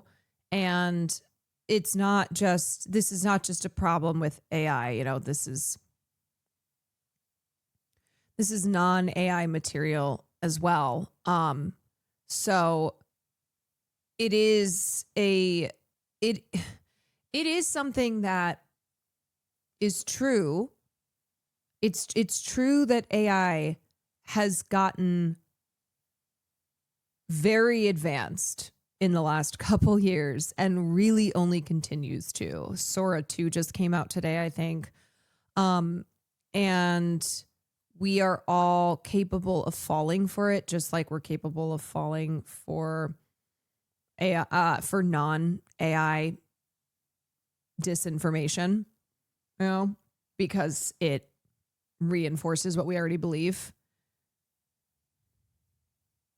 I think the response to everything that you just said, a lot of people's response to it is like, okay, well, that's why we need to ban it. That's why we need to ban AI. That's why we need to ban social media, like da da da da. And I think that is so wrong, obviously, but I do think it makes a very strong case for why we shouldn't have such a profit-driven internet, and like why I think allowing anybody to profit off solely just like engagement and views culture is like really dangerous and bad. Because I think you said you spoke to these people that are essentially just hobbyists, which is great. Like, we want everybody to be able to come online and build a platform and monetize and make their own media company. I do think that that's like broadly a good thing. But when you see the way that these like AI tools can warp that, and just how quickly people can spin up an account and start, especially on X, basically, thanks to Elon, and start monetizing just like the worst AI slop rage bait, like, it becomes a problem. And if we had a less profit-driven internet, and if the goal of all of these platforms wasn't just to maximize engagement for profit, I feel like we wouldn't have the slop problem that we have today. Because so much of slop, you started by saying this, it's just there to make money. Yeah, and this is something that YouTube has talked about. YouTube is flooded with slop. A lot of the most popular videos are AI generated material of nothing by these faceless accounts that have no content of their own. It's just stolen. And I actually talked to some researchers who looked at AI slop creators in China. There's a huge market there, and it's become basically a form of gig work where the same people who were doing spam emails or fake websites or as a business have moved into AI video because they see that they can reach all the platforms. It's a quicker way to money. And so, yeah, I think a lot of this rests in the central clearinghouse of the platforms. So I think the platforms need to disincentivize this material from just going viral and rewarding it. And like you said, find a better metric to evaluate content on rather than just pure raw virality, because the original sin of social media is when you set a metric and aim people at it to be rewarded, they're just going to maximize and optimize for that material. So if you reward people on views, they're going to do whatever they can to get views, including making racist AI videos that fool people, including Joe Rogan. I want a feed that is a human feed, which sounds so corny. But like, I mean, YouTube talked about rewarding channels that are just like human made. And I know, like, listen, I use AI tools to edit my own videos. So, you know, I'm not saying like everything has to be 100% manually edited, no AI. But even if I could just make sure that I had a feed that was like just human content, where I know that it's like a human being behind it, like a verified human feed, I wish I could honestly have that for like all my social channels, because it's so hard. And it's so hard to separate like the actual human content from this like faceless slop garbage. And I think we will have that. I think the market is going to be there for people saying, I'm sick of seeing this stuff, because again, it really has a low shelf life. And I think whoever creates that human feed and rewards that will profit off of it. Because my main piece of copium taking away from looking at a lot of AI slop, and I think this is probably the case for anybody else who's been looking at a lot of AI content, is it really ups the value for human content. Like the more AI stupid videos that I watch, the more I'm like, my God, I would do anything to watch just like a human being talk Just normally give me for road work. I sure hope it does. 5 minutes. And in some ways, I think that's fantastic. Like it's reminding us what we actually like from the pieces of art and media that we see out there. And I think there is a value to, I want to see somebody actually take time to make something and pour some energy and sweat and effort into it and make something unique, not just assemble all of these different parts into a marketable commodity so they can get more TikTok views. Yeah, having to have a disclaimer in the way that you do with an advertisement, something like that. I always think about this kind of media as like a sine wave, and right now the wave is like up to AI, and I think there will be a backlash as we start to just have a hangover from it and just overdose on it. The more people who do it, the more content that just gets churned out at an industrial pace, we're just going to reject it, and I think the humans will win. Maybe we're at peak slop, or we're reaching peak slop soon. The creators I talked to felt like we were reaching peak slop, which was fascinating to me because it's like that's their business now. And maybe slop will just look different, but yeah. Well, the one I talked to really, he struck me because he said, when we have basically every form of media at our fingertips and can watch anything and see anything in any permutation, like, will any of it be enjoyable to us anymore? Like, will we find any of it entertaining, or will we just completely reject it and go take a walk and just like be away from it? And it's kind of, for him to say that, it's the reason he can pay for his rent, basically. I think we're all going to be having that realization, because does it really serve us? Does it bring us joy, or is it just the thing that's on our feed? Drew, thank you so much for chatting with me today. Yeah, thanks for having me. Does it spark joy? If not, it's time to get rid of it. If it does not spark joy, if it does not spark joy, then it has to go. And if it's an AI slap video and it sparks joy, then you have got to reconsider the things that spark joy for you. Please. That was great. Okay, I've had a couple people recommend watching that. I love Taylor videos. Somebody said, what is her algorithm? I mean, she writes about all this stuff, so she also seeks it out.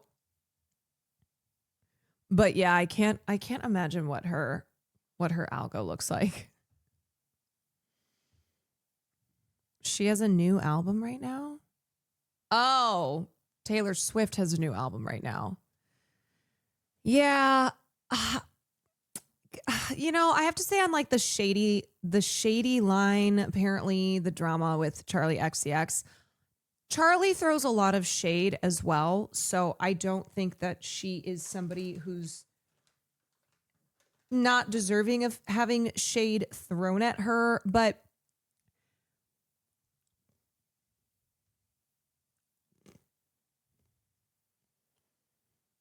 the line about the Coke, I'm like, Taylor, please don't be that person who has no problem with alcohol, but is very judgmental about drugs. Please don't be like my friends in college And I don't mean drugs when it's like an issue with drugs. I mean, please don't be that person.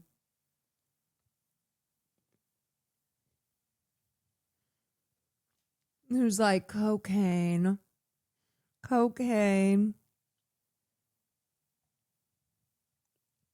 Okay, next story we're going to talk about is, we talking about drugs? Jane Fonda and 500 plus stars join Hollywood group defending free speech. So, in the 50s, obviously we've been making a lot of parallels to what has been going on today with what was happening in the 50s during the McCarthy era. And during the McCarthy era, when they were rooting out communism, and one place that was heavily targeted by McCarthy era policies was Hollywood.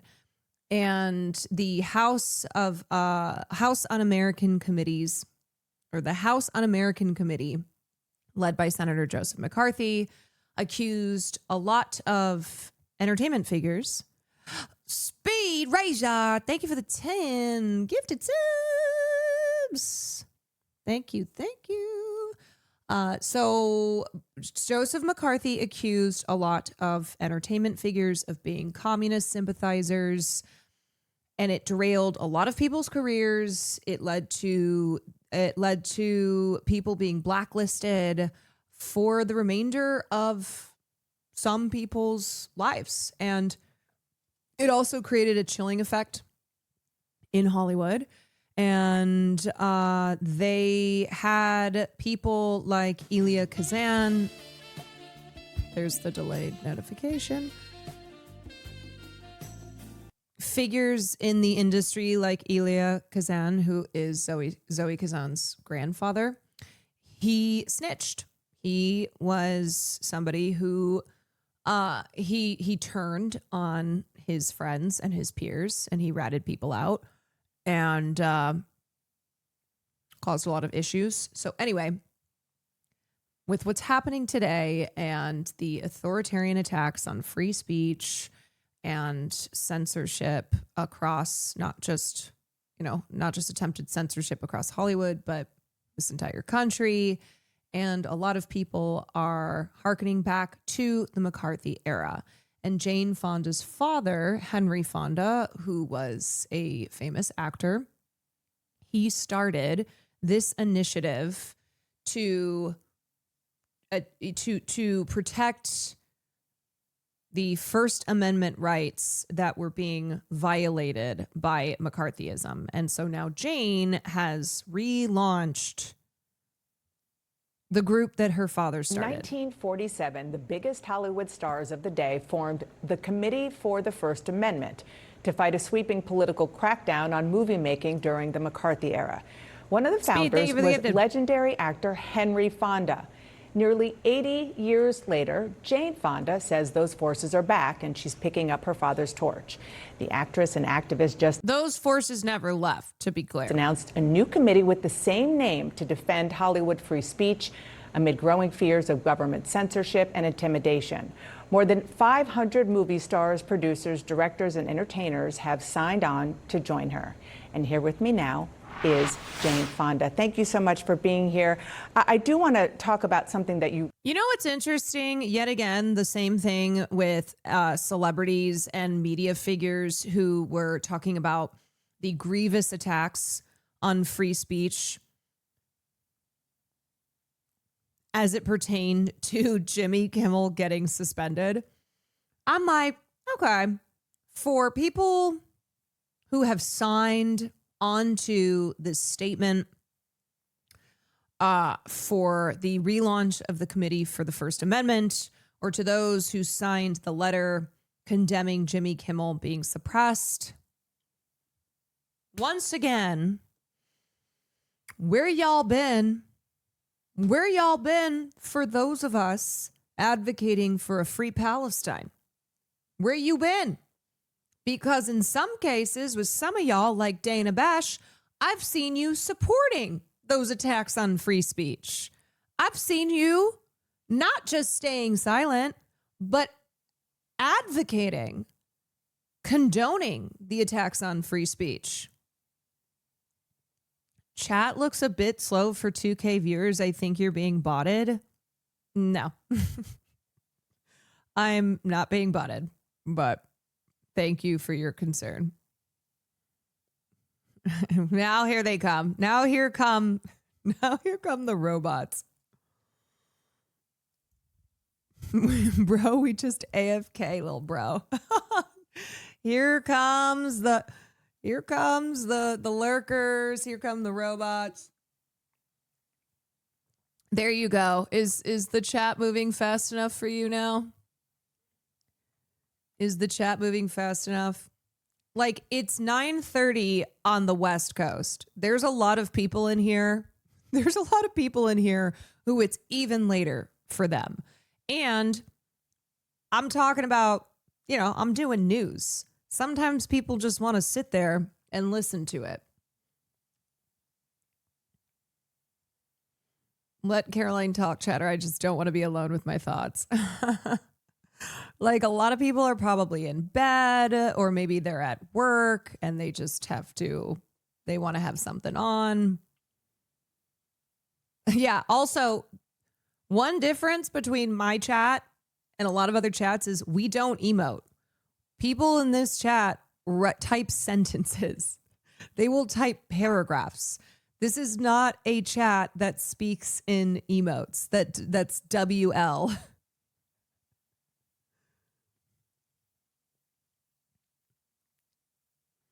Okay, anyway, as I was saying, it's just really telling where the priorities are here for media people like Dana Bash, for celebrities like Aaron Sorkin, who have signed on to this, and yet where the fuck has he been talking about the attacks on not just the people of Palestine, of course, but on specifically in the United States of America, advocates for Palestine. Like, it's just ridiculous at this point. It's so ridiculous.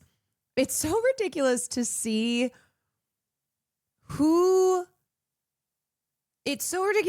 like who matters when it comes to the ability to speak freely.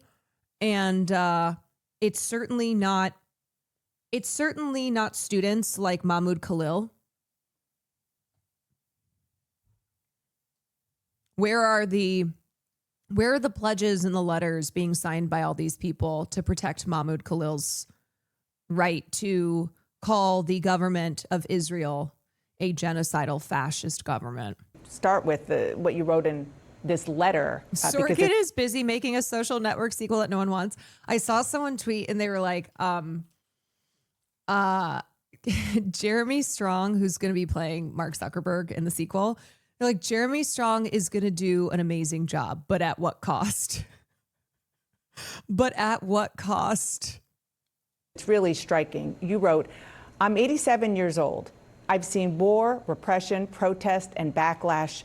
I've been celebrated and I've been branded an enemy of the state. But I can tell you this is the most frightening moment of my life. That's pretty chilling. This is a very chilling time. We've faced attempts at autocracy before in the 20s and 30s, and you've cited the example of McCarthyism. There was Jim Crow. This is different, and we should all be very scared, and the key is solidarity. And so that's why I thought to resurrect the spirit of the committee that was started in the 50s, and it included my father,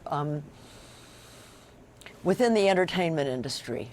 This is contained within, we want to work cross-sectorally with other people, because obviously a lot of other people are affected by what's happening. But our statement is when they come for one of us, they come from all of us. We're going to stand, I thought of this last night. We're going to engage in creative, non-violent, non-cooperation, CNN. We'll take it. Good, I knew you would. You have been in the political crosshairs of presidents before.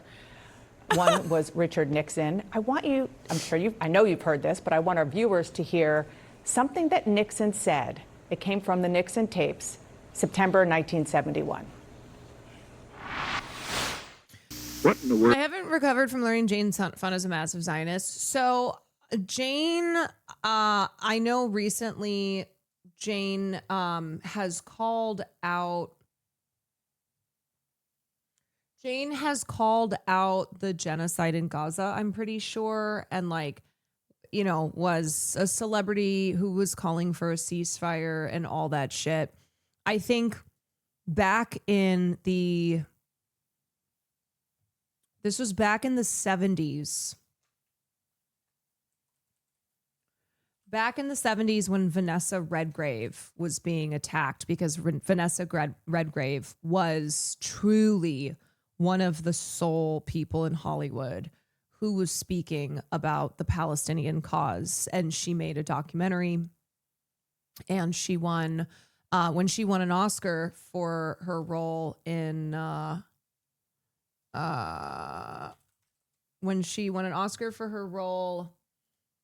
Julia, which she co-starred with Jane Fonda in, and she got up on stage and she gave that speech, and she called she used the term Zionist hoodlums, and it just caused this enormous reaction.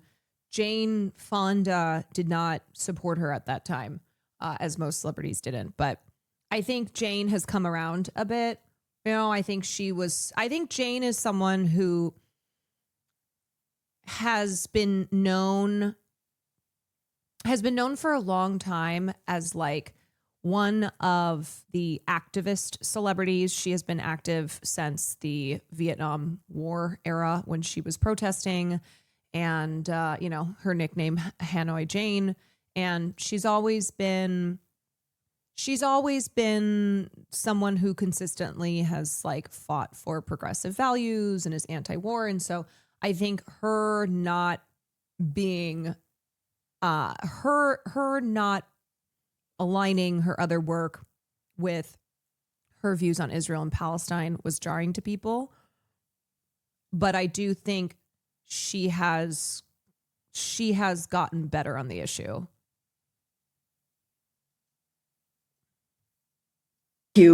Anti-Semitic. I've been to Israel many, many times.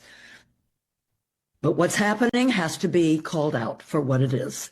And any president that won't say that any president, any candidate that is so scared of AIPAC, the very, very, very, very powerful Jewish organization that can change political careers, will not get elected because young people won't vote.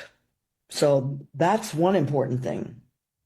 I have no idea. I cannot say who I think will be a good presidential candidate.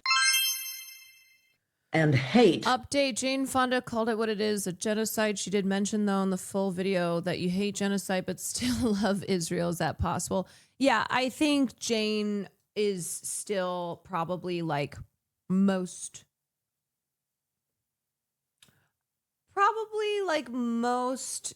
celebrities of her era, people who have a fondness towards Israel.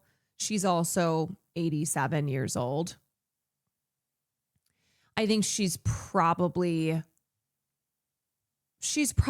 more aligned with a Bernie Sanders on the topic of Israel. So not great, could absolutely be better, but we're talking about people who are older than the state of Israel itself. Hold on a second. I think my friend is the matter with Jane Fonda. I feel so sorry for Henry Fonda, who's a nice man. Yeah. Well,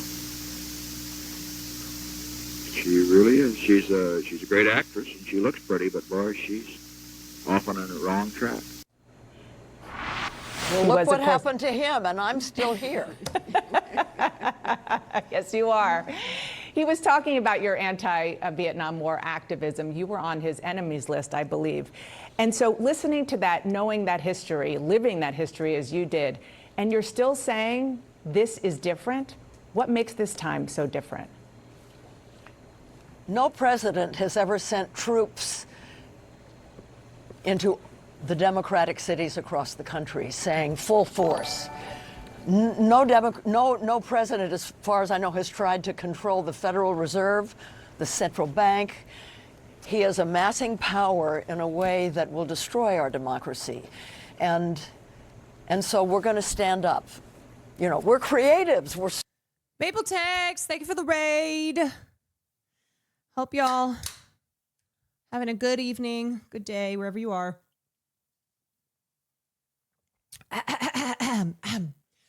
We are currently talking about, sorry, I'm out of breath. I just ran outside and back.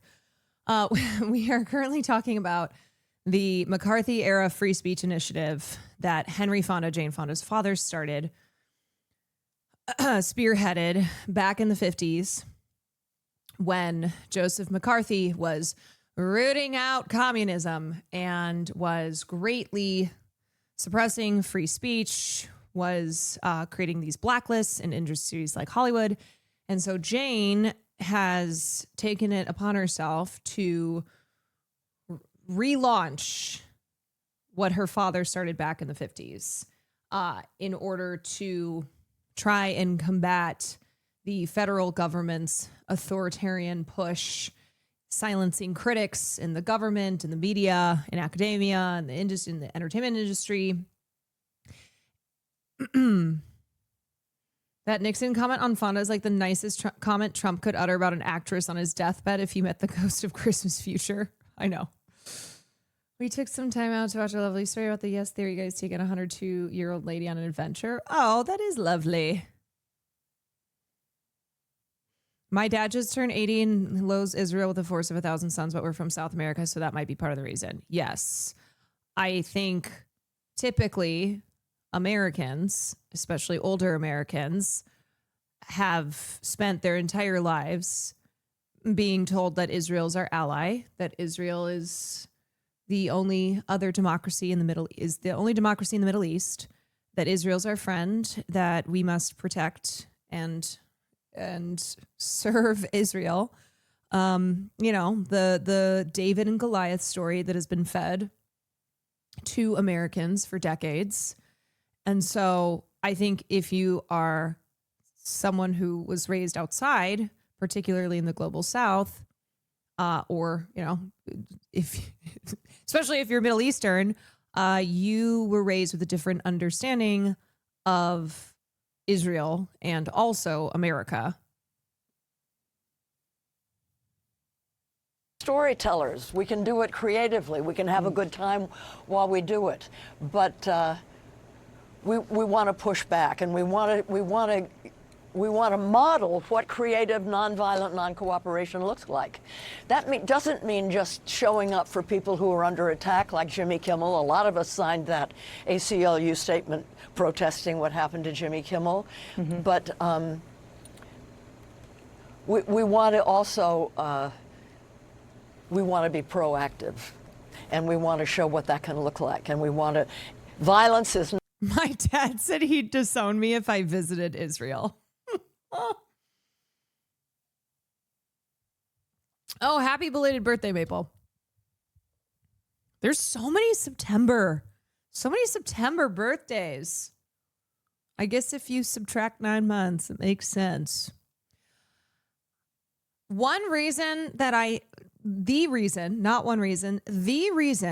that a lot of celebrities are shook up right now. And to be fair, Jane Fonda, as I said, is a celebrity who is normally like one of the cool celebs who's been an activist, an anti-war activist for decades. Not great on Israel and Palestine, but like a lot of older Americans, that's about how it goes. But for a lot of these other celebrities who have said nothing on Palestine, or not even just nothing, but have supported Israel, it's because it's one of their own. It's because it's Jimmy Kimmel. Jimmy Kimmel, who is a wealthy, white, liberal, who works in the entertainment industry. And so this now feels like it's in their backyard. They didn't give a shit when it happened to Melissa Barrera. They didn't care when it happened to Susan Sarandon. They didn't care what had happened to their colleagues who were censored, who were punished for their advocacy around Palestine. But Jimmy Kimmel is like, he's like establishment lib. And he is being attacked by Donald Trump. Donald Trump is who went after and continues to go after Jimmy Kimmel. And a lot of liberals in Hollywood very much have the mentality of like the bad things happen under Trump, not under Democrats.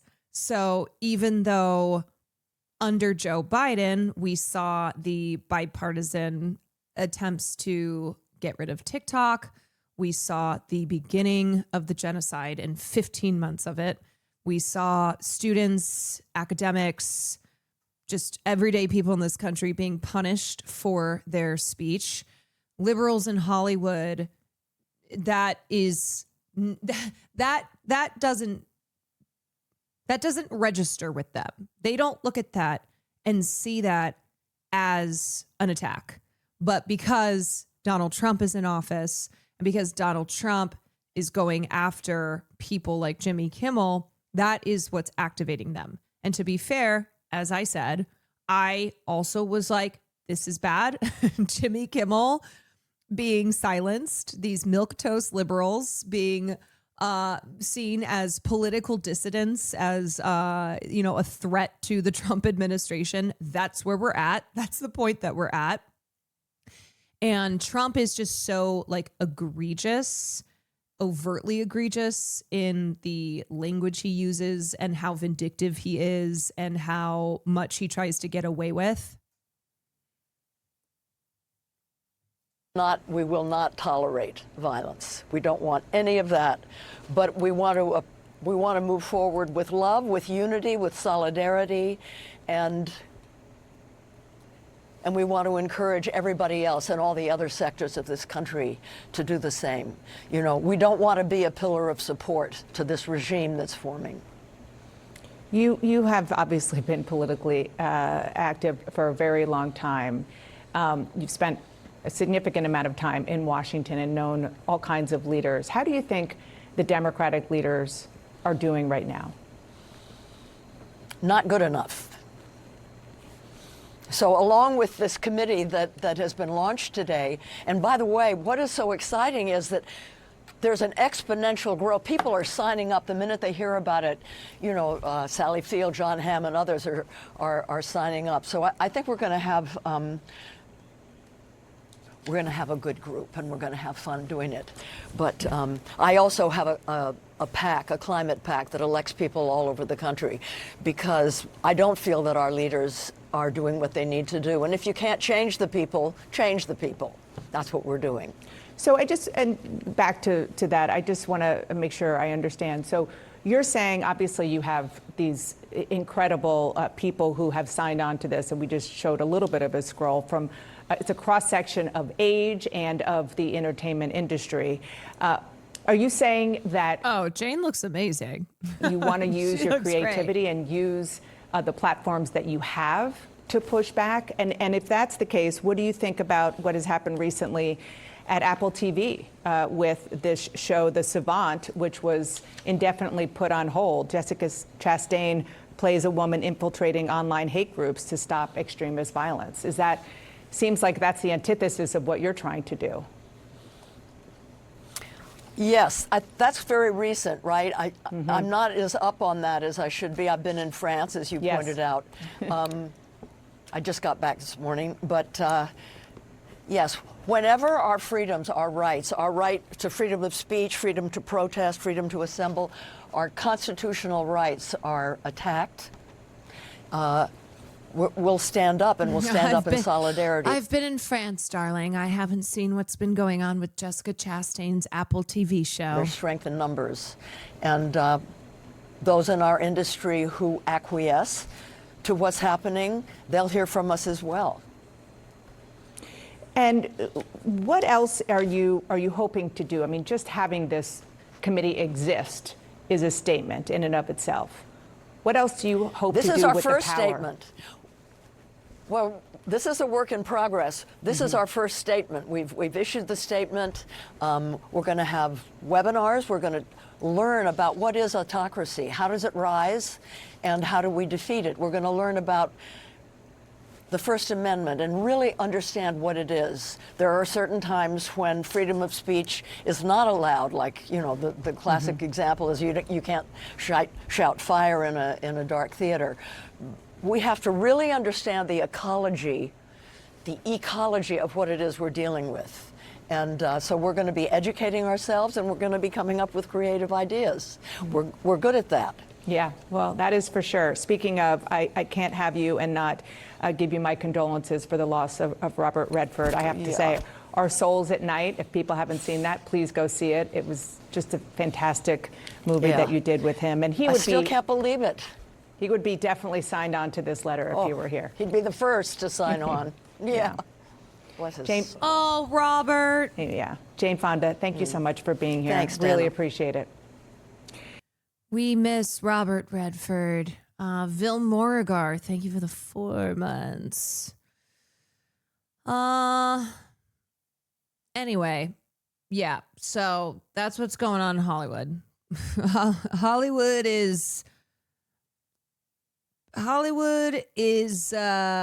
finally moving and shaking in a way that I feel we haven't really seen in quite some time. How old is Jane Fonda? I think Jane is like 85 or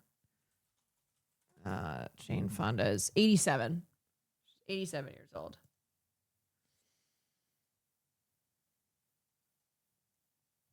I know, she looks so good. Hey everybody, Hollywood actors are kind of out of touch. Well, it's that to me, there was overall this lack of enthusiasm the second time that Trump got elected, lack of enthusiasm in opposing Trump, because he came in and made it very clear, like, retribution is the name of the game the second time around. And we kind of saw more celebrities be quite MAGA coded. It almost felt like it was safer for them to either explicitly be Trump supporters or at least be more MAGA coded than they were before. Like, there was this weird thing where the first time he was president, it was like it was like the same 4 people in Hollywood, you know, John Voight, those types of peeps who were like Donald Trump. And then as time went on and as just kind of these right-wing shifts were occurring everywhere, more celebrities at least seemed to be not in firm opposition to Trump. And then also the last couple of years with Israel and Palestine, how that has certainly been a fight in the industry, and one that more and more celebrities have shifted away from Israel and towards Palestine. What? Yes. It's on the table. You're welcome.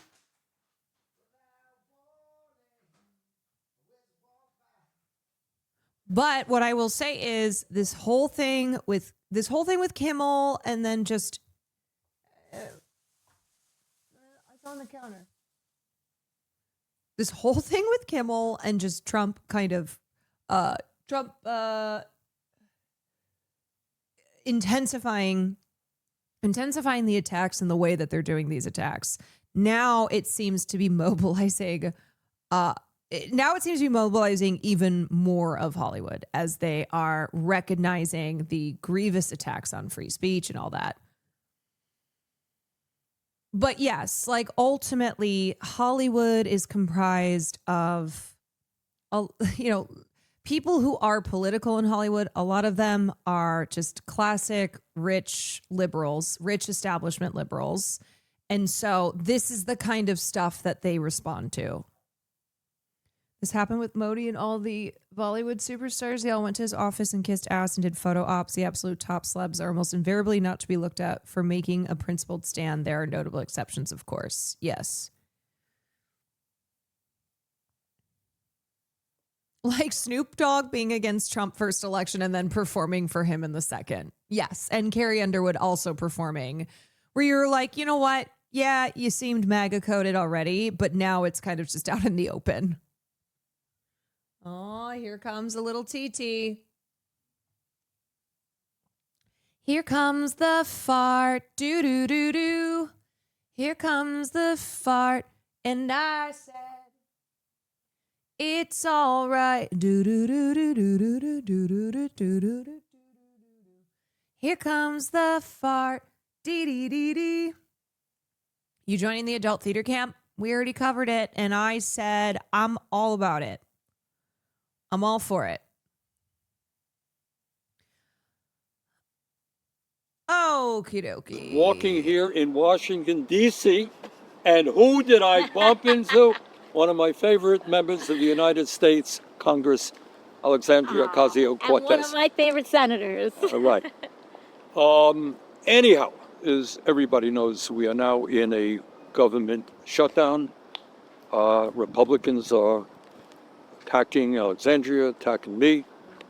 Why didn't you vote for this clean CR to keep the government open? Well, there's nothing clean about it. This is one of the dirtiest tricks that is being pulled on the American people. When did Bernie's media start to look like this? Because AOC's always been great on her media game.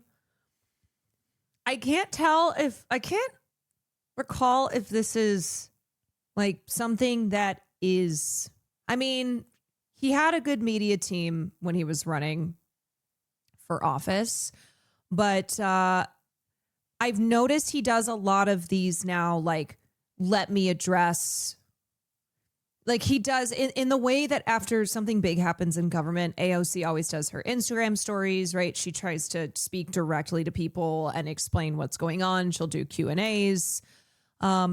So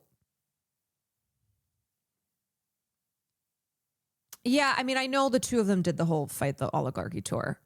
I just mean, like, when did Bernie start making videos of this kind in response to stuff happening in the government, like the shutdown?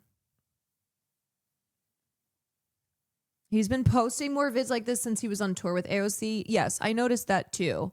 I also think that I also have to believe like Zohran's media is not just having an effect on how Democrats are trying to do things, but also progressives seeing like, oh yeah, this is great.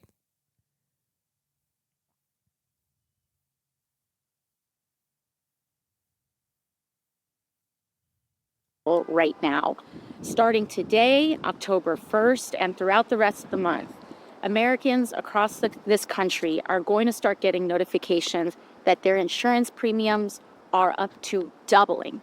We're talking about... Say that again. Your monthly insurance premiums are going to double for millions of people across the country. At a time when we are already paying, by far, the highest prices in the world for healthcare, at a time when people can't afford it right now. So what happens? He's doing it for years, but they've mostly been sit down at a desk type videos. Right. Versus like out on the sidewalk walking. And that means people getting bankrupt over chemotherapy, people going to the pharmacy and not being able to get their insulin. And frankly, it means a lot of Americans are going to be in danger. And Republicans want us to rubber stamp that. So what are we going to say to that, Bernie? Well, I'll tell you, it's not only be in danger. Let's be clear. And it doesn't make me happy to have to say this, but there have been studies out there that when you combine doubling premiums for the ACA and then throwing 15 million people off of Medicaid and the ACA. The result is, according to studies at Yale and the University of Pennsylvania, 50,000 low-income, working-class Americans will die every single. It's crazy because Republicans, yes, obviously they lie, but to have them so blatantly lying and saying that the reason that the Democrats are responsible for the shutdown because the Democrats are pushing to make sure that illegal aliens get health care money. Like, it is so fucked how it is just blatant lying, and how a lot of the people who will benefit from what Democrats are fighting for in terms of extending the subsidies via the ACA, trying to keep people from getting kicked off of Medicaid. There's a lot of people in red states, in rural areas, MAGA voters, who they will benefit from this. And yet they don't understand what's going on here because they believe in the first place that illegal aliens get all of these benefits, are just getting paid directly from Democrats.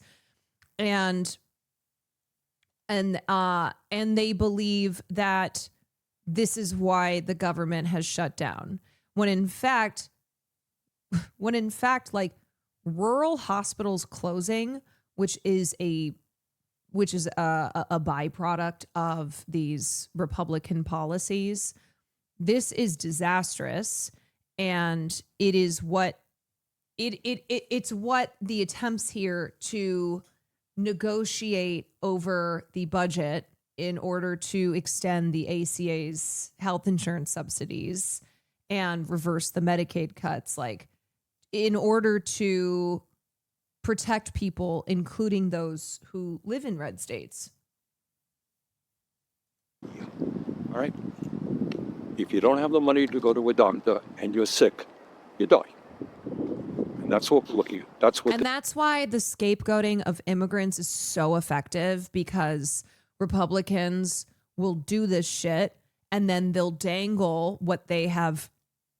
They've spent years crafting these effective narratives around the invasion of aliens, around how the reason that your groceries are expensive, the reason that your health care is expensive, the reason that your life is hard is because so many people are crossing the border and they're taking all your benefits and they're sucking up all the resources. And so that has, that's a narrative that the right has been pushing for a long time now. And so they get up there and say, here's the reason that the government shut down. The government shut down because Democrats are trying to make sure that these immigrants get health care and you don't. Like, it is a death cult. It is. This clean bill is about. And so Republicans want us to rubber stamp that. And we're saying no. We need to stand up for the American people. We need to stand up for our healthcare system. And if they want our votes, they need to make sure that we're protecting every American and making sure that we can do what we can to continue to make healthcare accessible, affordable, as we work to make it a human right for all. Right. So let me just back that up. Remember, right now, our healthcare system is broken. Right now, we're the only major country on earth not to guarantee healthcare to all people. And these guys want to make it even worse. We're not going to let that happen. No, we're not. Thank you. Onward. It's depressing watching Republicans on Medicaid point the gun right at their jaws as they vote away their health care because they're so uninformed. Some states may have funding for undocumented migrants, but that is purely state level. But federally, they don't get health insurance. Yeah, and even go on the White House's website, and it says right there. They don't get access to social services. They don't get Social Security. The one losing their benefits is you. Yes. But if you distract people with this thing that is very effective and is easy for people to believe, and therefore blame for all of their ills and wills, blame for all of their ills that they are experiencing, then you can continue to pillage and strip the few benefits, the few resources that people have, right from under them. And it is really sad. It is really sad because there are also people who vote for this stuff that truly can't believe these are policies, these are spending bills that will hurt them, because they're like, well, I voted for this though, right? I mean, when you see those videos from MAGA people who are like, dear Mr. Trump, please, I voted for you. I didn't think that this was going to hurt me. I thought that this, it is a, like, I didn't know leopards would eat my face. But also this just comes from being greatly misinformed. This completely cuts funding for hospitals and medical complexes on reservations. It's also a known fact that folks living on reservations are much more likely to develop diabetes and heart disease along with other chronic health conditions. Yeah, I mean, our healthcare system is already so bad, and it costs people a lot of money to afford their premiums, and the few breaks that they can get in the form of ACA subsidies, and to be losing those, right? To be losing like these meager fixes to a system that is so thoroughly broken. It's really bad. Dang, Techno, thank you for the 5 gifted subs. Government shutdown. Let me explain the stakes and how we got here.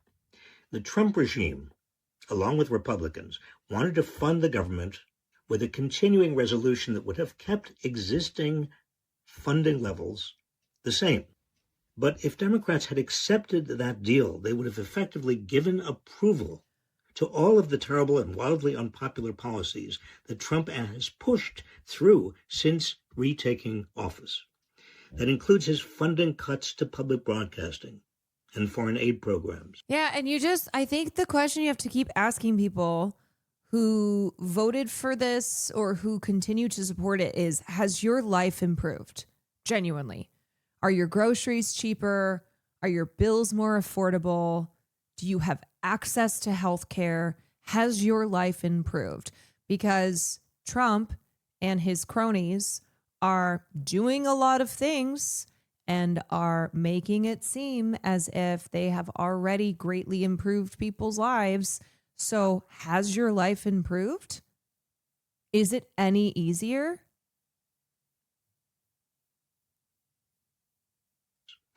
It also includes Trump's signature piece of legislation, the Big Ugly Bill, that gives the richest Americans a giant tax cut, financed largely by cuts in Medicaid, Medicare, food stamps, and clean energy programs. That Big Ugly Bill passed the Senate last July because it required only 51 Republican votes in a special rule called reconciliation. This time, Republicans needed Democratic votes to avoid a shutdown and to continue those big, ugly policies. They couldn't do it with just 51 votes. They needed more votes than that. Democrats, therefore, became such. Do you know what's such bullshit? That federal workers who get laid off, federal workers who are furloughed, right? Who, when the government shuts down and they are deemed non-essential, they cannot go to work and they're not paid. It's unpaid leave. And yet members of Congress still get paid. It's bullshit. It's bullshit that the very people who are responsible for this stuff are still getting paid no matter what. Important to them. Why the hell would any Democrat go along with that? Oh, ICE is getting paid because ICE is so essential. Very, very essential. Must always have ICE. Must ensure that we have our, our border funding, can't, people protecting the border. I've lived through government shutdowns. Under normal circumstances, I understand why compromises are made to keep the government running. I have been in favor of keeping the government running, but our government is not running right now.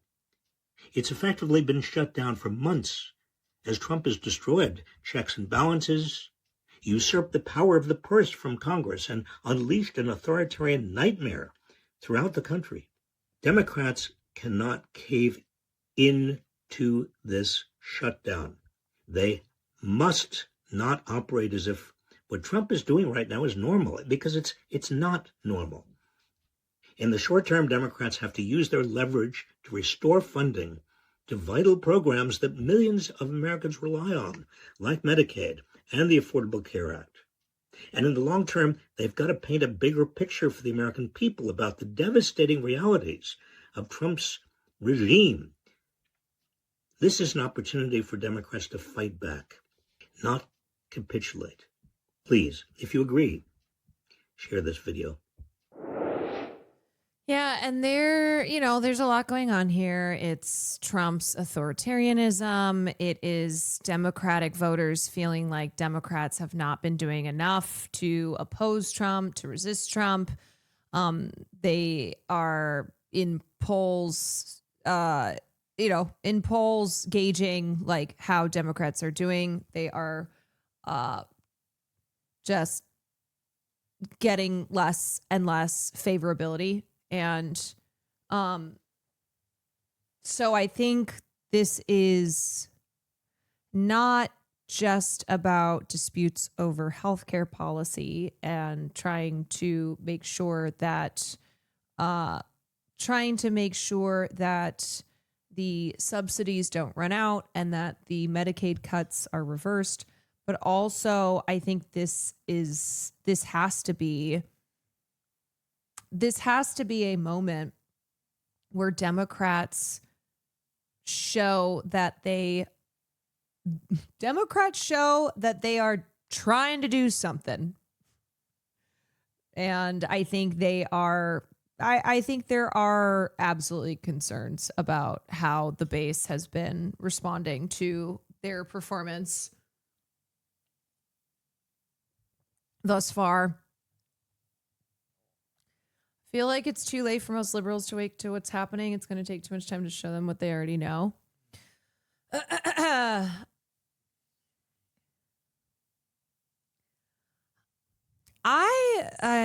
don't know. I don't know how. It's hard to get people. It's hard to get people to really understand the forces in their lives that are causing them pain. How do you convince people in rural areas who vote for Trump, who vote for Republicans, that they are voting for these policies that are taking the taking their health care, as unsubstantial as it may be to begin with, but at least it's something, like taking it away, showing them who in fact has power and is using that power to enact these policies that are just making your life harder. Like it is something that doesn't happen overnight, and like showing and convincing people that they're looking in the wrong direction.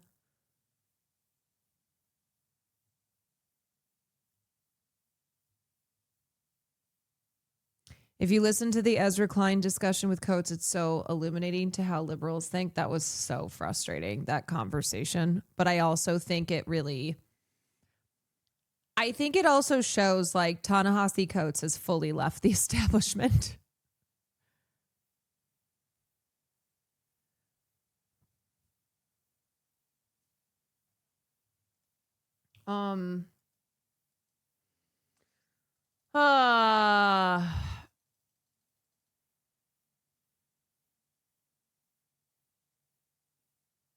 Yeah, it really is the fear mongering. Fear is such a powerful tool. It is.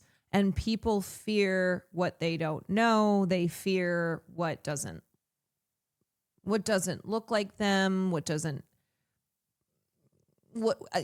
they fear people who are outsiders to the community that they understand, to where they're to where they are from, how they are raised, and that fear is the mind killer. It is.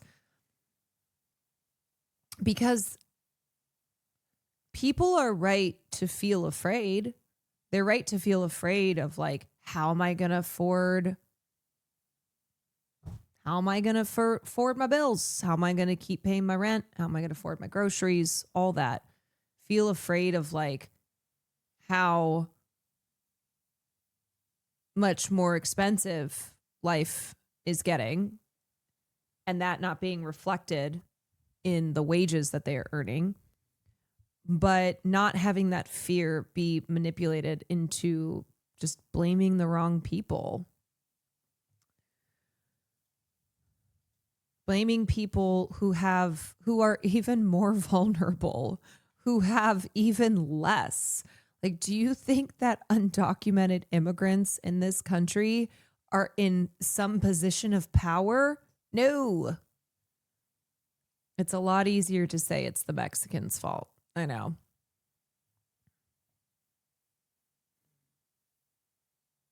The Globe's just announced who's eligible for their fuck-ass podcast award. It's so grim.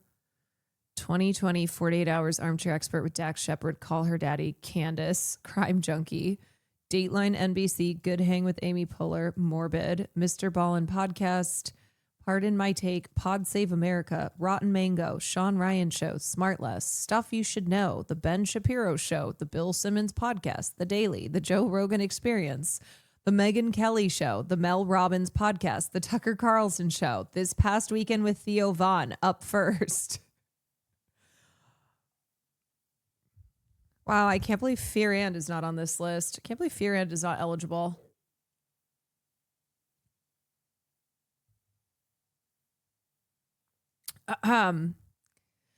Theo Vaughn being mad at DHS was so cathartic, but also frustrating because it's like, brother, what the fuck did you think was going to happen? You voted for somebody who made it very clear what he was going to do regarding the border and regarding immigrants. And, you look at the rallies and it's like deportation, mass deportation signs everywhere. So I don't get it. Do you not believe people when they tell you what they're going to do? I mean, granted, I think Theo Vaughn is not a person who actually really seriously thinks about most things. And I think there was definitely this general vibe with podcasters and people in this world where Trump was like a trend. Because there was so much support for him. So I think a lot of people jumped on board and didn't actually think about the consequences. Didn't actually think about anything at all. They wanted to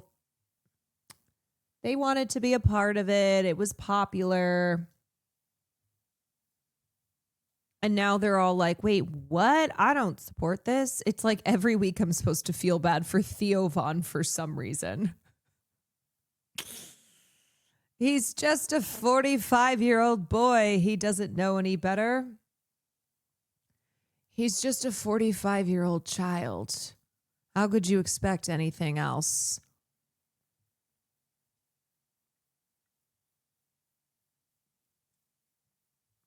I don't know, man. It's like maybe going forward, we should be very careful who we are normalizing, who we are endorsing, who we are palling around with when those people are fucking psychopaths, when they are really evil and are doing evil things like they said they were going to do. It's not just talk. It's not just like, but also, why would you support someone who was saying those things, regardless of you thinking if they were going to actually see them through?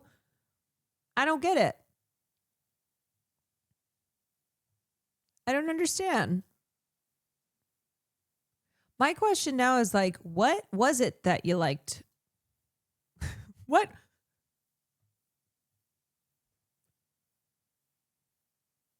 Maybe because Donald Trump kept being like, I'm going to bring free speech back, and these people pretend as if that's their most important issue.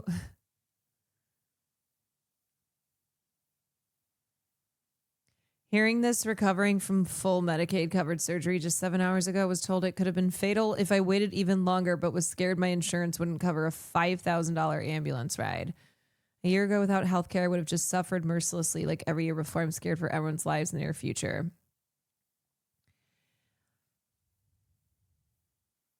Healthcare is an issue that affects everybody. Everybody.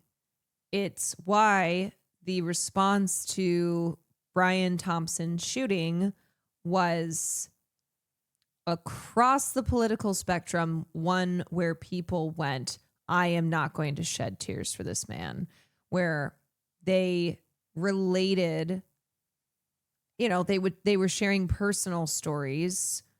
It became not about Brian Thompson, an individual being killed. It was about the healthcare industry at large and how much harm it causes and how violent the healthcare system is.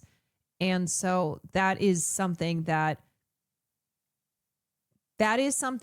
I will never understand, why the fucking Democrats did not go so hard on healthcare in the lead up to the 2024 election. I mean, I know why, but also it's like, healthcare is an issue that people in this country always have at top of mind. It is like the number one cause for filing bankruptcy. So many people who become bankrupt due to healthcare costs. And it is, Medicare for all is popular. Medicare for all is popular. And yet it was barely a footnote. Such a fucking waste.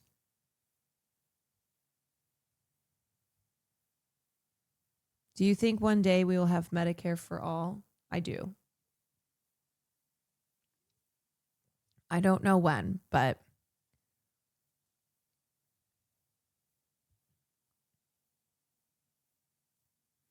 Crunchyroll is reportedly switching from AG sub to Israeli software Una for its anime subtitles.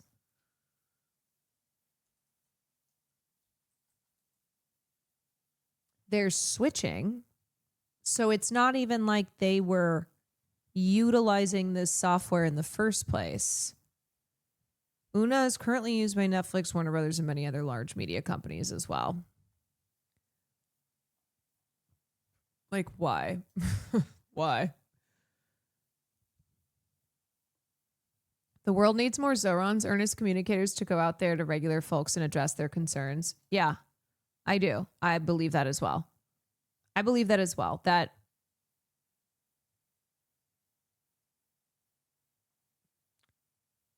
the ability to communicate kitchen table issues, to simplify without dumbing down, is a really important tool and a skill. So being able to tell people exactly, recognizing fully what their issues are, addressing those concerns in a way that just speaks directly to it and to them. Not a lot of people can do that. Not a lot of people do that. Yeah, not sounding condescending, not just making people feel afraid, and not just making them feel just not just resorting to fear and anger, which is what a lot of politicians do. Because one, they're lazy, and two, they don't actually care to improve people's lives. They just want them to feel despair, and so they can fundraise off of that and get votes off of that. So it's harder, but it's worth it. And it's how politics should be, in inspiring people, not just making them feel constantly afraid.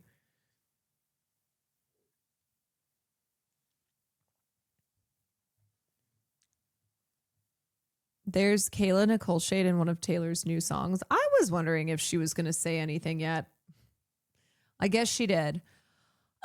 Okay, it is 10 o'clock. I've been streaming for over 4 hours. I'm going to play some Silent Hill F before the end of the night. It's October Horror Gaming. All month long. All month long. All month long. Ooh, yeah. All month long. Come on, yeah. Come on, yeah. Ooh, ah. Let's get those F's up in chat. All month long. No, I know it's all night long, dummy. I changed it to all month long because I'm playing horror games all month long.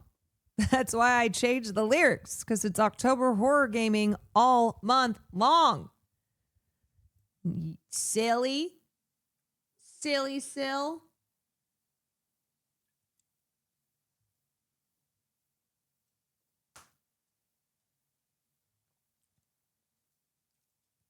Okay, because that's what we're doing all October. We are doing scary gaming.